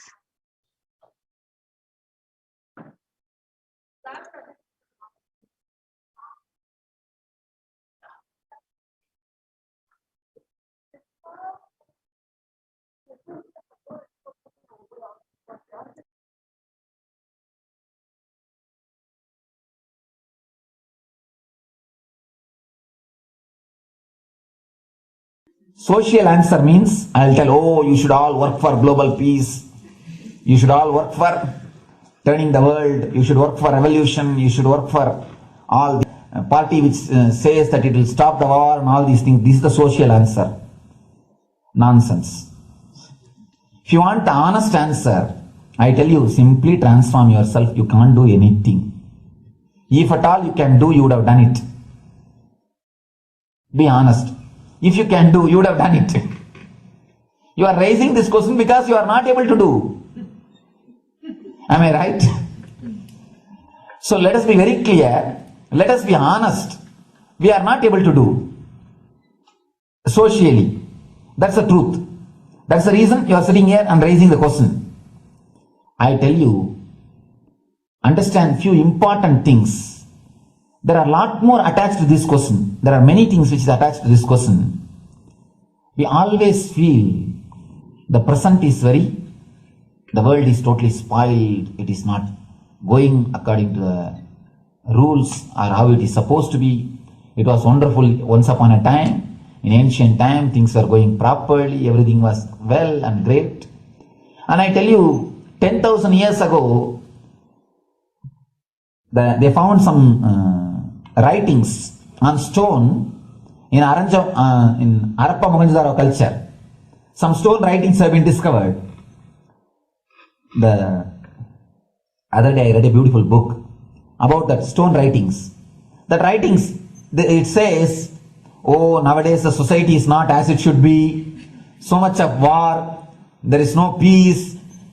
In the early times, there was so much of peace.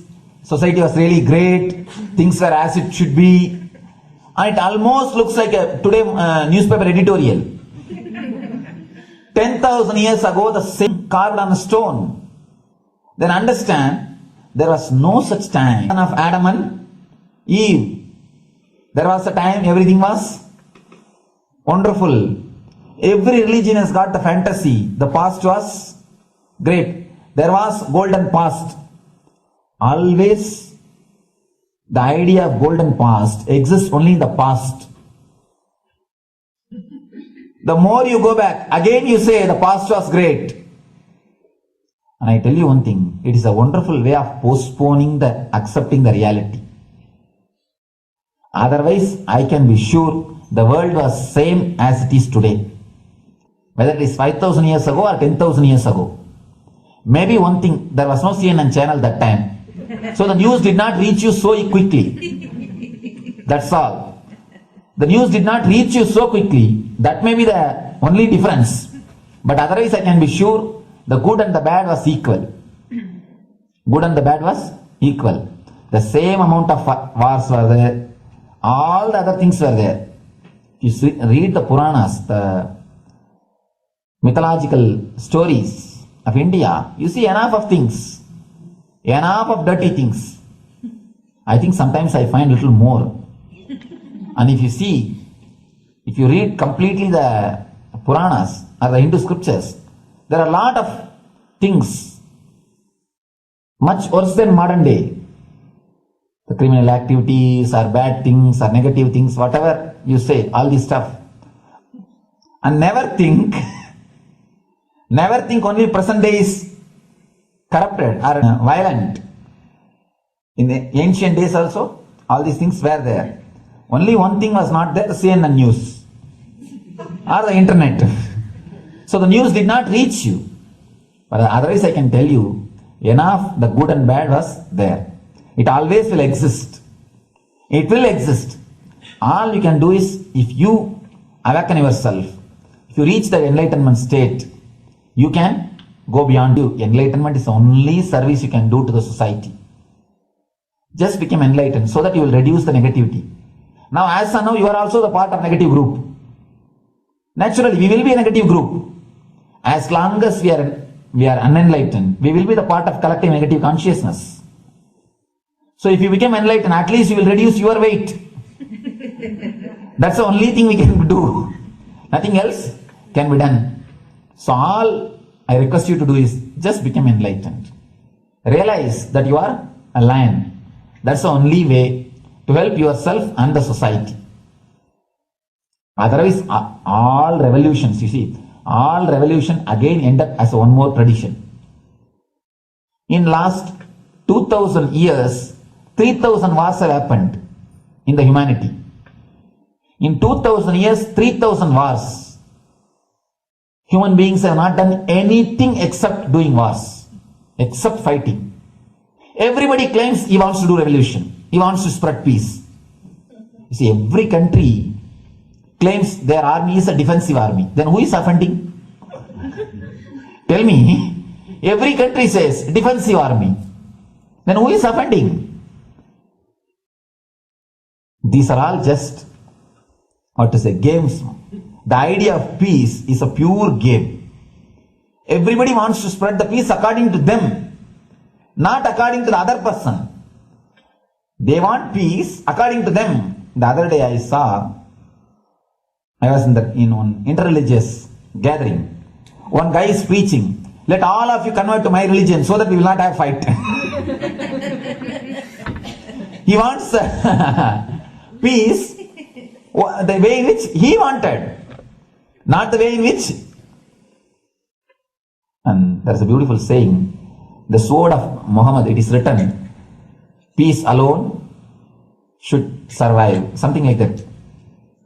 He has written some statement about the peace on the sword. We all take sword to spread the peace. So no revolution is going to help, because in the last 2000 years 3000 revolutions have happened, but still world is same, I think much worse. So no revolution is going to help, only individual evolution is going to help. So be very clear.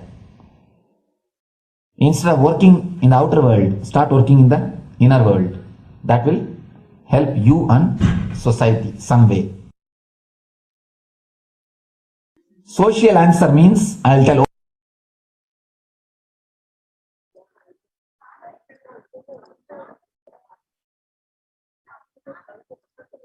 Now, the Supreme Pontiff of Hinduism says, Sri Kailas is all about peace-based powerfulness.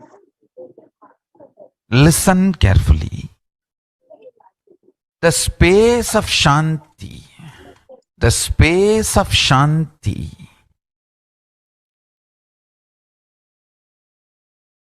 is where Kailasa grows. Listen carefully. It is in the deep powerfulness of peace, or peace-centered powerfulness is the ground, breeding ground for Paramashivatva to manifest. Please understand. Like how pure mirror reflects everything, pure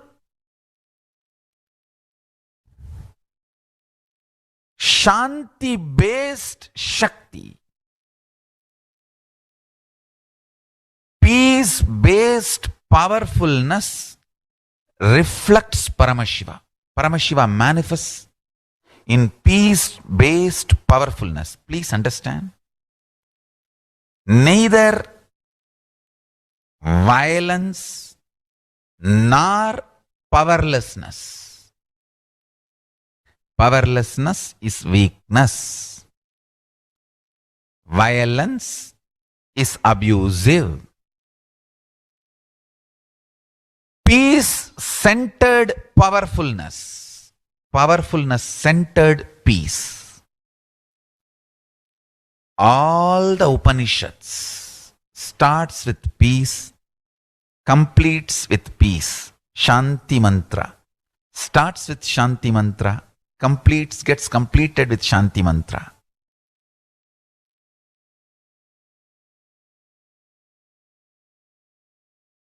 Peace-based powerfulness is a fundamental requirement for Paramashivatva to manifest. That is why people who don't want us to manifest Paramashivatva or power manifestation do not want to allow the peace in our life or do not want peace in our campus. Understand? But only if you are peaceful, which cannot be shaken even by the demons and devils and rakshasas, we can be in eternal peace. So, remember this very clearly.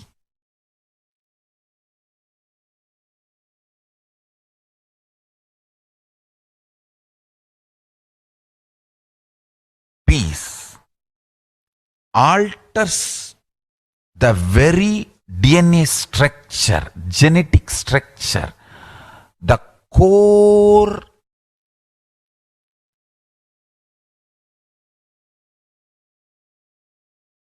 Anu Mahat structure. Understand? Anoraniyan Mahato Mahiyan. The consciousness in you is atom inside the atom, Mahat, more than Mahat. That Anoraniyan Mahato Mahiyan. That consciousness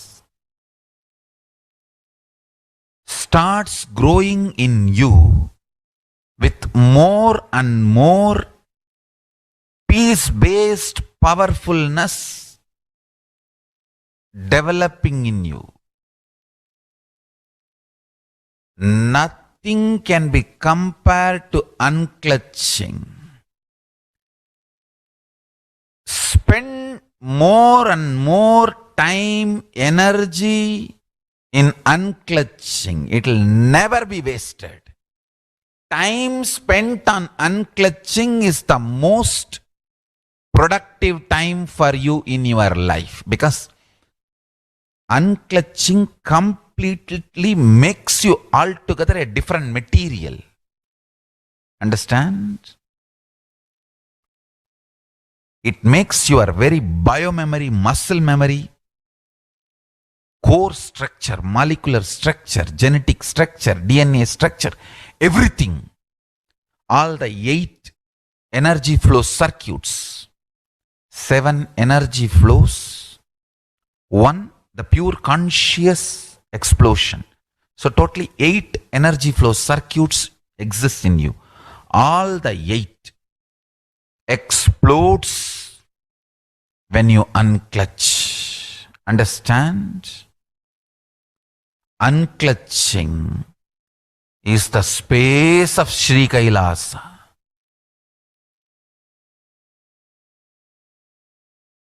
Listen.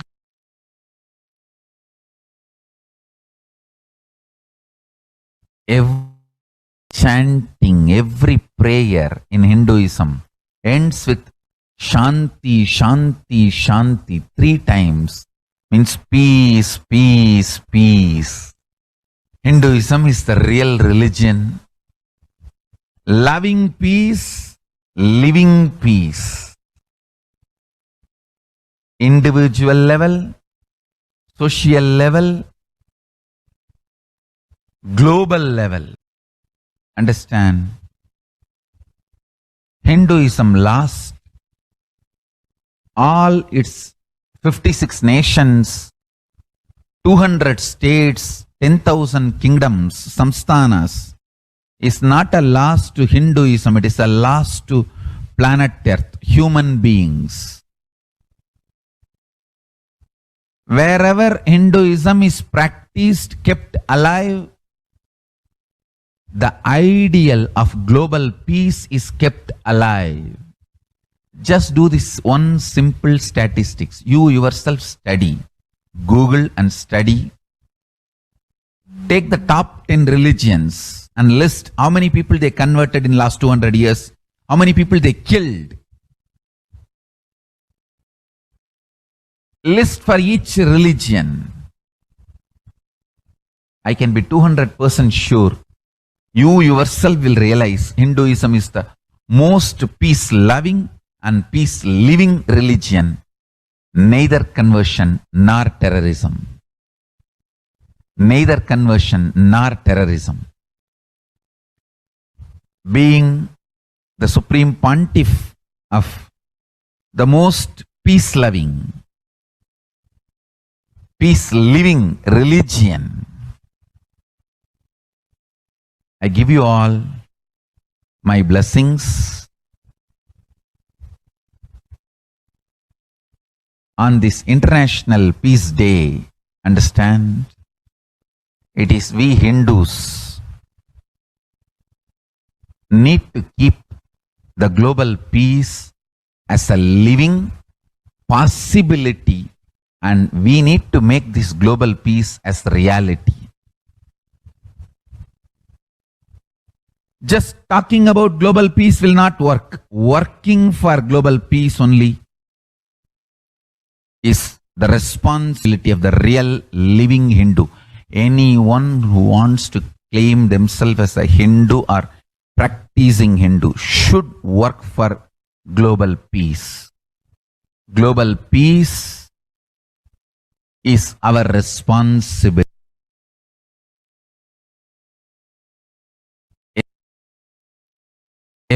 Every chanting, every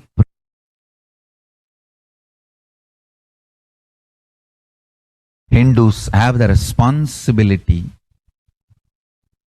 to bring global peace. So you can also throw a challenge. See, if you are making a Hindu micronation, you can throw this challenge to each one, your friends, family, 10 people.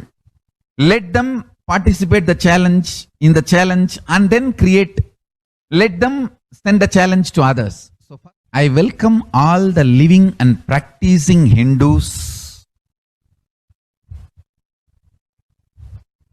to become founding fathers of Kailasa micronation in your countries. You can also make a challenge, like how they made ice bucket challenge and all that. We can make a challenge. You form Hindu micronation and claim, I am the founding father of the Hindu micronation Kailasa.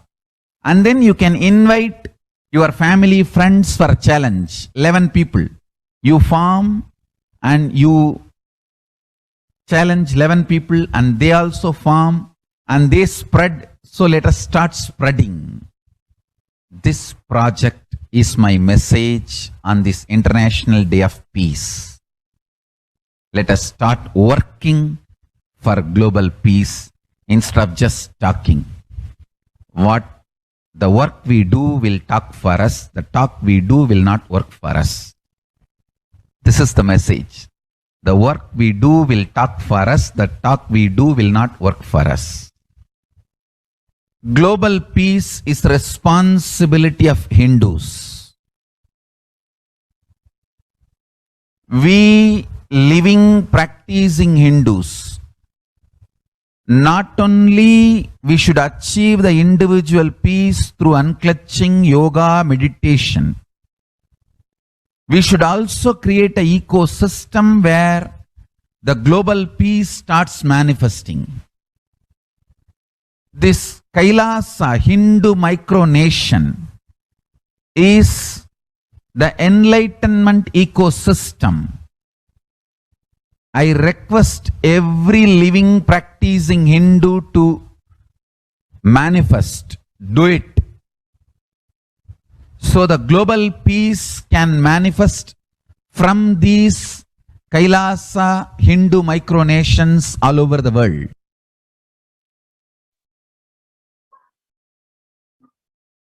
Hindus have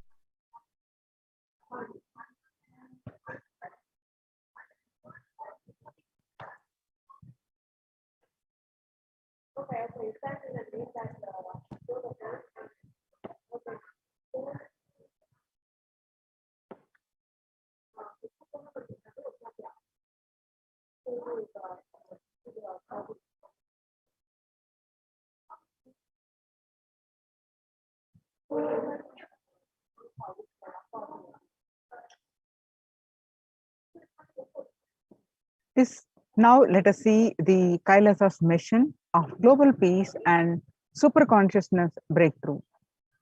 The sovereign order of Kailasa, led by the Supreme Pontiff of Hinduism and Nithyananda order of monks, nuns, and Hindu diaspora, are working for global peace and to give a super consciousness breakthrough to humanity.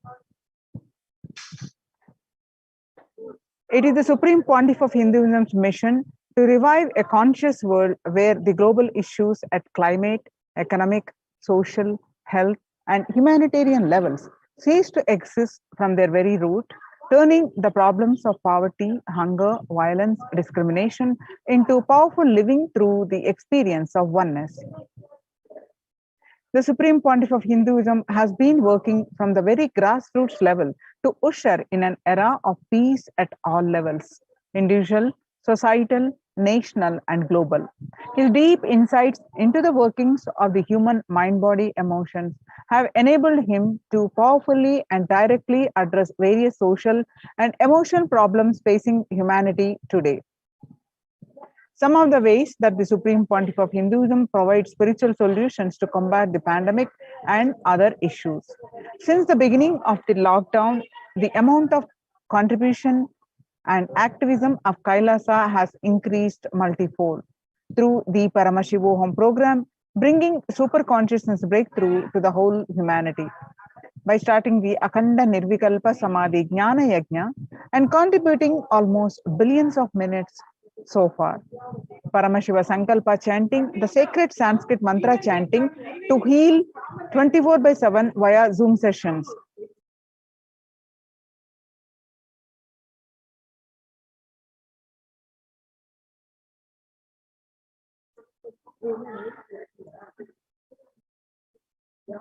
The spiritual healing to one and all 24/7. Helping humanity to cope up with insecurity, fear, disease by empowering individuals to heal themselves, learn to cope up emotions like depression and tough situations in relationships, providing alternative solutions to worldly problems through power manifestation. Initiating thousands every day into the manifesting innate superhuman capabilities in the Kailas courtyard sessions, providing healthy solutions like a technique to clear the stomach from the Ayurvedic solutions, which ultimately brings clarity out to the spiritual truths and give a conscious breakthrough. In the long term, establishing self-sufficient communities. Continuing and intensifying the service of Annadan, the free food in Nithyananda Annalayas around the world, including Tiruvannamalai and Los Angeles. Paving way with the New World Order, starting the agriculture-based communities in Adi Kailas and several other locations. Peacekeepers of Kailas are offering various life solutions from the teachings of the Supreme Pontiff of Hinduism. Hinduism prescribes various methods of global healing. One such is Maheshwara Puja, nullifying the collective negativity simply through the presence of the avatar and his order of monks, offering Maheshwara Puja to the natural calamities hit victims. Bhava Samadhi Darshan to raise the individual consciousness breakthrough. Devi Parashakti Akashic reading the cosmic revelations. The Supreme Pontiff of Hinduism, spiritual solutions for COVID-19. Society was created with the delusional ideas of too many human beings, blind spots, and the decisions made from those blind spots.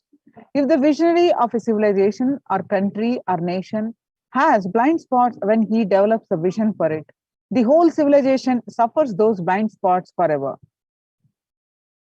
Now it is time that the nature, Prakriti, research itself, and many of the blind spot based visions, ideas become important components of the society. This pralaya which is happening is melting down everything which is delusion based. The world as we know is gone. Let us celebrate God. This isolation which is seemingly endless with an unknown future which is compelling humanity to make a 100% lifestyle change is something to be deeply dwelt upon.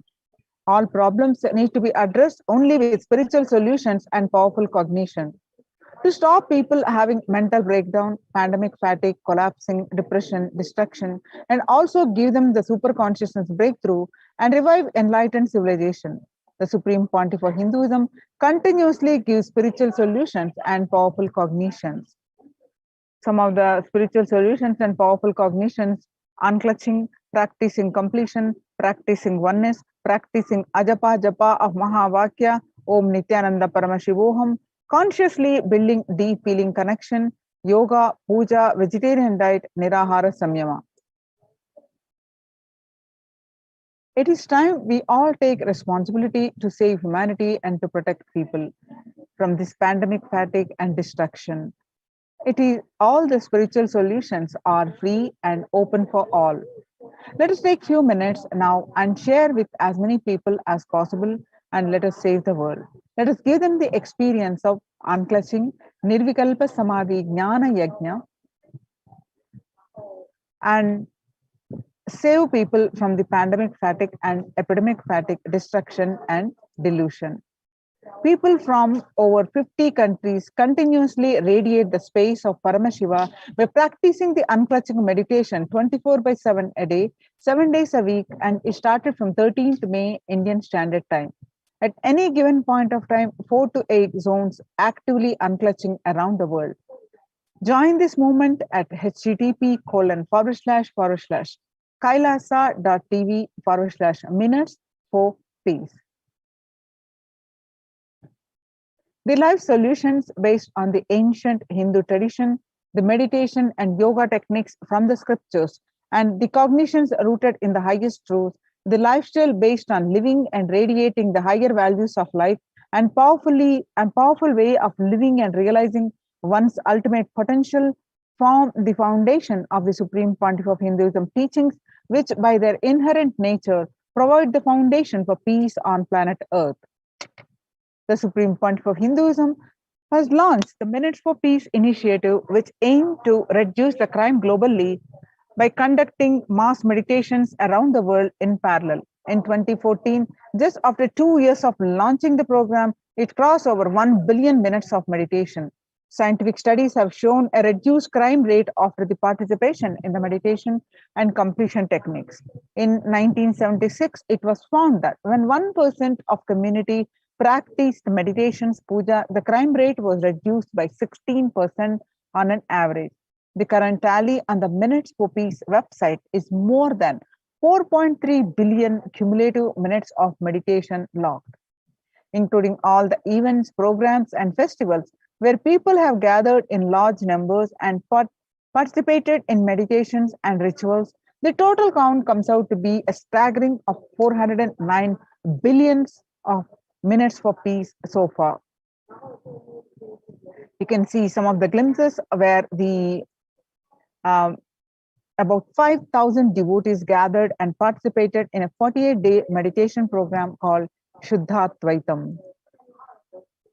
The Supreme Pontiff of Hinduism has hosted Kumbh Mela in the United States and Los Angeles since 2007.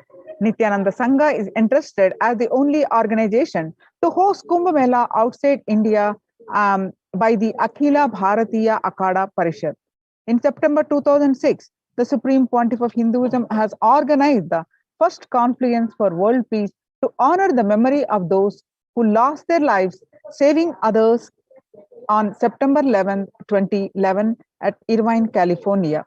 The second Confluence for Peace was held in Los Angeles in 2007 in collaboration with Vedanta Society, PAPS, ISKCON, Siddha Yoga, and other organizations.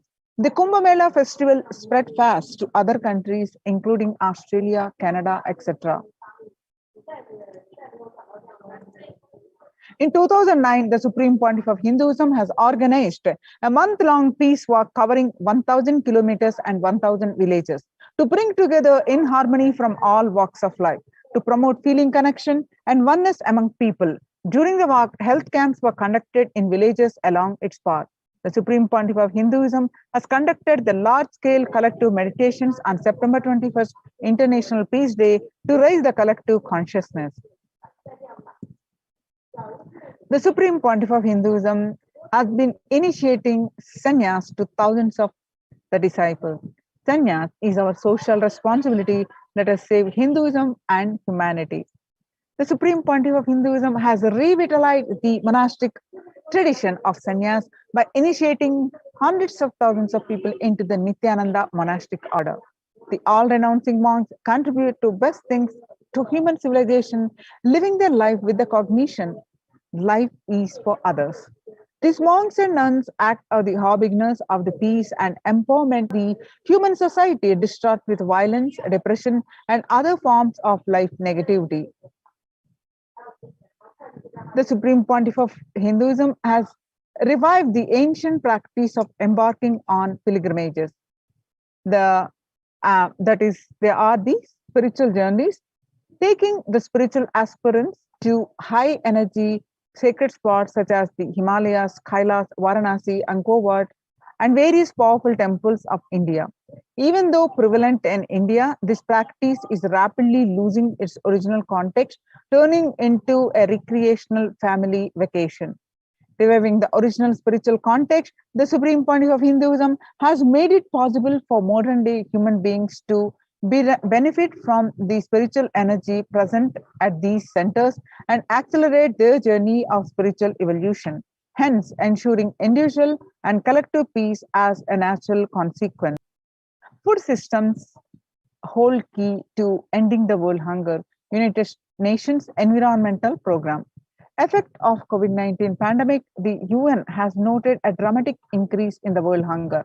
According to the state of food security and nutrition in the world, 1/10 of the global population, as many as 811 million people, were undernourished in 2020, an increase of 118 million from 2019. Under the Red Home, the No Hunger Project, through the Annalayas, the food donation centers at the Kailasas de facto spiritual embassies worldwide, under the guidance of the Supreme Pontiff of Hinduism, has served over 5 billion organic, sattvic, vegetarian meals so far. Giving free food to all the citizens of the is the economic policy of Kailasa, deriving the reference from Vedas and Agamas. Recently, under the humanitarian initiative launched by the Supreme Pontiff of Hinduism, is opening of Kailasa's COVID care centers in India, where the monastery campuses have been turned into a multi-layer quarantine facility to safeguard the inmates against any possible point of contact with the outer world.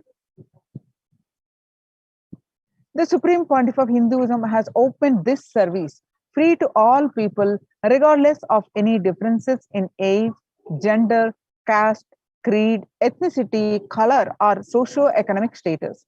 Food, shelter, internet, and all basic facilities, including medical care, are provided at these COVID care centers, free of cost and for an indefinite period of time.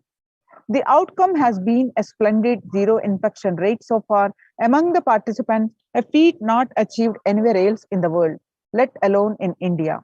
This response model of handling the COVID-19 pandemic at a community level, along with the guidelines and recommendations for governments, has been recognized and accepted by the United Nations as well. Now we can see the participants of the Kailasa's COVID care program offered by the Supreme Pontiff of Hinduism are enjoying a healthy spiritual lifestyle in multi-layered protection. They enjoy stress-free time, following a spiritual morning routine, doing yoga, daily puja, temple sevas, kar sevas, and celebrating festivals.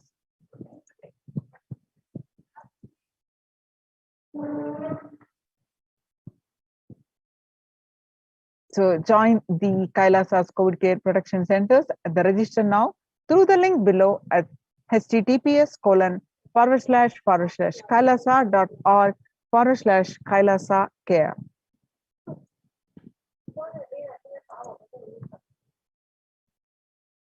The revival of the temple sciences and ecosystem. The Kailasa's COVID care centers, the Kailasa's de facto spiritual embassies are all temple-based. Why the temple-based ecosystems? Especially now in the times when the COVID-19 is rampant and the ancient temples are in a lockdown because of the risk of the widespread corona disease, the devotees of these temples were visiting and having darshan of their gods and goddesses for thousands of years. At all these ancient sacred sentiments have come to a harming halt after the lockdowns have taken place. The religious fervor of the devotees is being lost due to the pandemic. The Supreme Pontiff of Hinduism is reviving the e-Kailasa ecosystem and bringing all the ancient traditions of the online platform on Kailasa TV, YouTube, and Facebook. Now let's listen from the Supreme Pontiff of Hinduism explaining about the science of temples.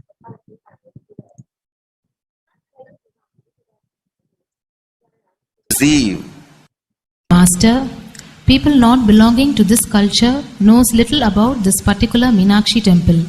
Please tell us who is Devi Meenakshi and her husband. Why this grand temple? What are the visible and invisible functions of this temple? Please tell us, Swamiji. Read the next question also. As we see in our present time, towers of mobile, TV or dish TV antennas everywhere connecting invisibility to satellites, doing an incredible function for individuals and for society. My question is, there is and was everywhere temples and deities in this culture. Anybody coming from outside just wonder, is this just sentimental carved stones, worshipping culture or just artistic sculpture? What is the invisible function of temples, deities? See, both questions, same answer. That is the reason I wanted to answer both the questions together. Modern day dish TVs, antennas, mobile towers, all of them work in the level of certain frequency where the words, pictures, visuals can be transmitted. See the verbalization and visualization, names and forms can be transmitted from one place to another place through these mobile towers, dish TV antennas. But the temple towers are created to transmit super consciousness from one place to another place. Please understand, in Meenakshi's time, there was television, conscious television. It used to be in stone slab, and if you just sit in front of that stone TV, meditate, connect with Meenakshi, she will appear live and answer whatever you want. So each of the stone slabs only slowly later on became deities. You can see in our temples this happening. The TVs in which I am appearing and speaking are slowly becoming deities. They are receiving worship. Flowers are offered to it. Aarti is done to it. Incense is given to it. Now, all our temples are planning to have a separate throne for this TV. In Los Angeles, already I am on the throne. The TV is in the throne. The TV, in which people are seeing me, have already become deity. Same way, please understand, the stones through which people were able to connect with the superconsciousness have become deities. Same way, all our temples, deities, everything is a connecting mechanism with superconsciousness. The mechanism which connects with the superconsciousness.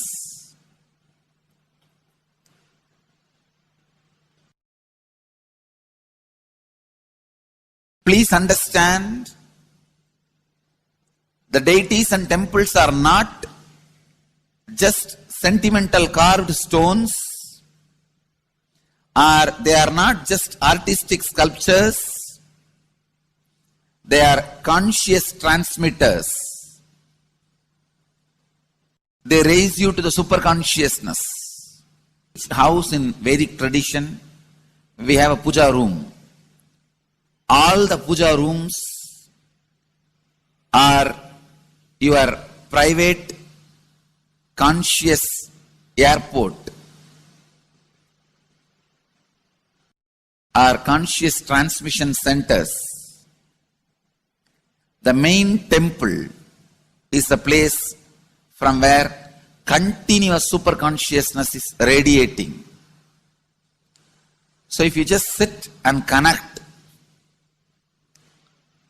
with a deep feeling connection, see, in those days human beings were so beautiful and simple. Just remembering the name of the deity is enough.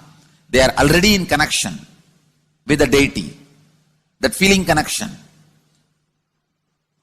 When I read Patanjali's Yoga Sutra, it says, sit in Siddhasana and be in Samadhi. That's all. So the human beings were so simple in those days. Just if you sit in Siddhasana, you are already in Samadhi. If you sit, your mind sits. Now, if you sit, your mind sits. Mind is completely away from the body. In those days, human beings were so simple and intelligent. All the non-mechanical parts of their brain were awakened. It is Western culture which killed the non-mechanical parts of the brain, the functions of the non-mechanical parts of the brain. Please understand, in the Vedic civilization, always human beings were brought up in such a way that non-mechanical parts of the brain was fully alive and awakened. It is a cultural invasion, destroyed the greatest possibility of the human being when the non-mechanical parts of the brain is not functioning anymore. The temples, deities, all these are looking useless. Otherwise, they are a huge conscious infrastructure. Please understand. So, an example, suddenly, if we find some method to travel just 20 feet above the air or 30 feet above the air without petrol or diesel, all our automobiles, roads, everything will become useless. Then you will wonder, why so many automobile industries are established? Why so many cars are produced? Why this huge road waste? I think our ancestors are fools. You don't understand.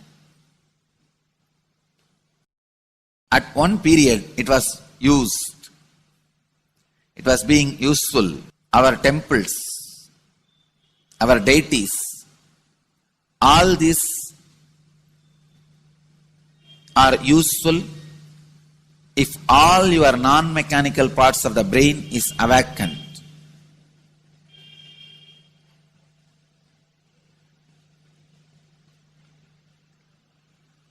Unclutching is the process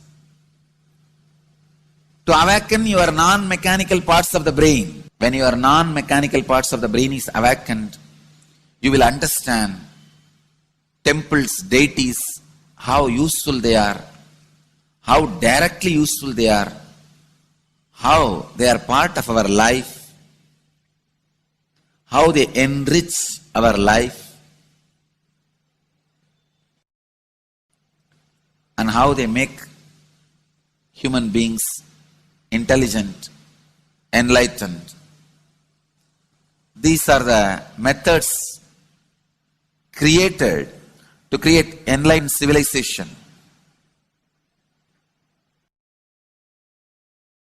These grand temples are not built as an just monument. They are built as a conscious movement. It is not like Egyptian pyramids, monuments. No. It is conscious movement to raise human beings to the highest consciousness, to make human beings experience the highest purpose.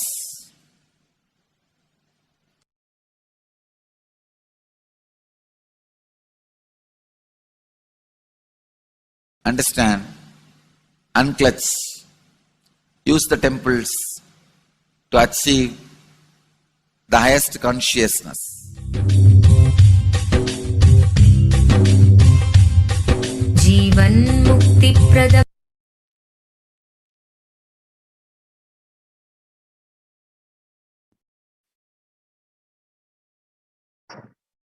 So join the Kailasas COVID Care Protection Centers at the register now through the link below with https://kailasa.org/kailasa care. With this, we are going to move on to the next part of our program after a very short break. Thank you, Nithyanandam.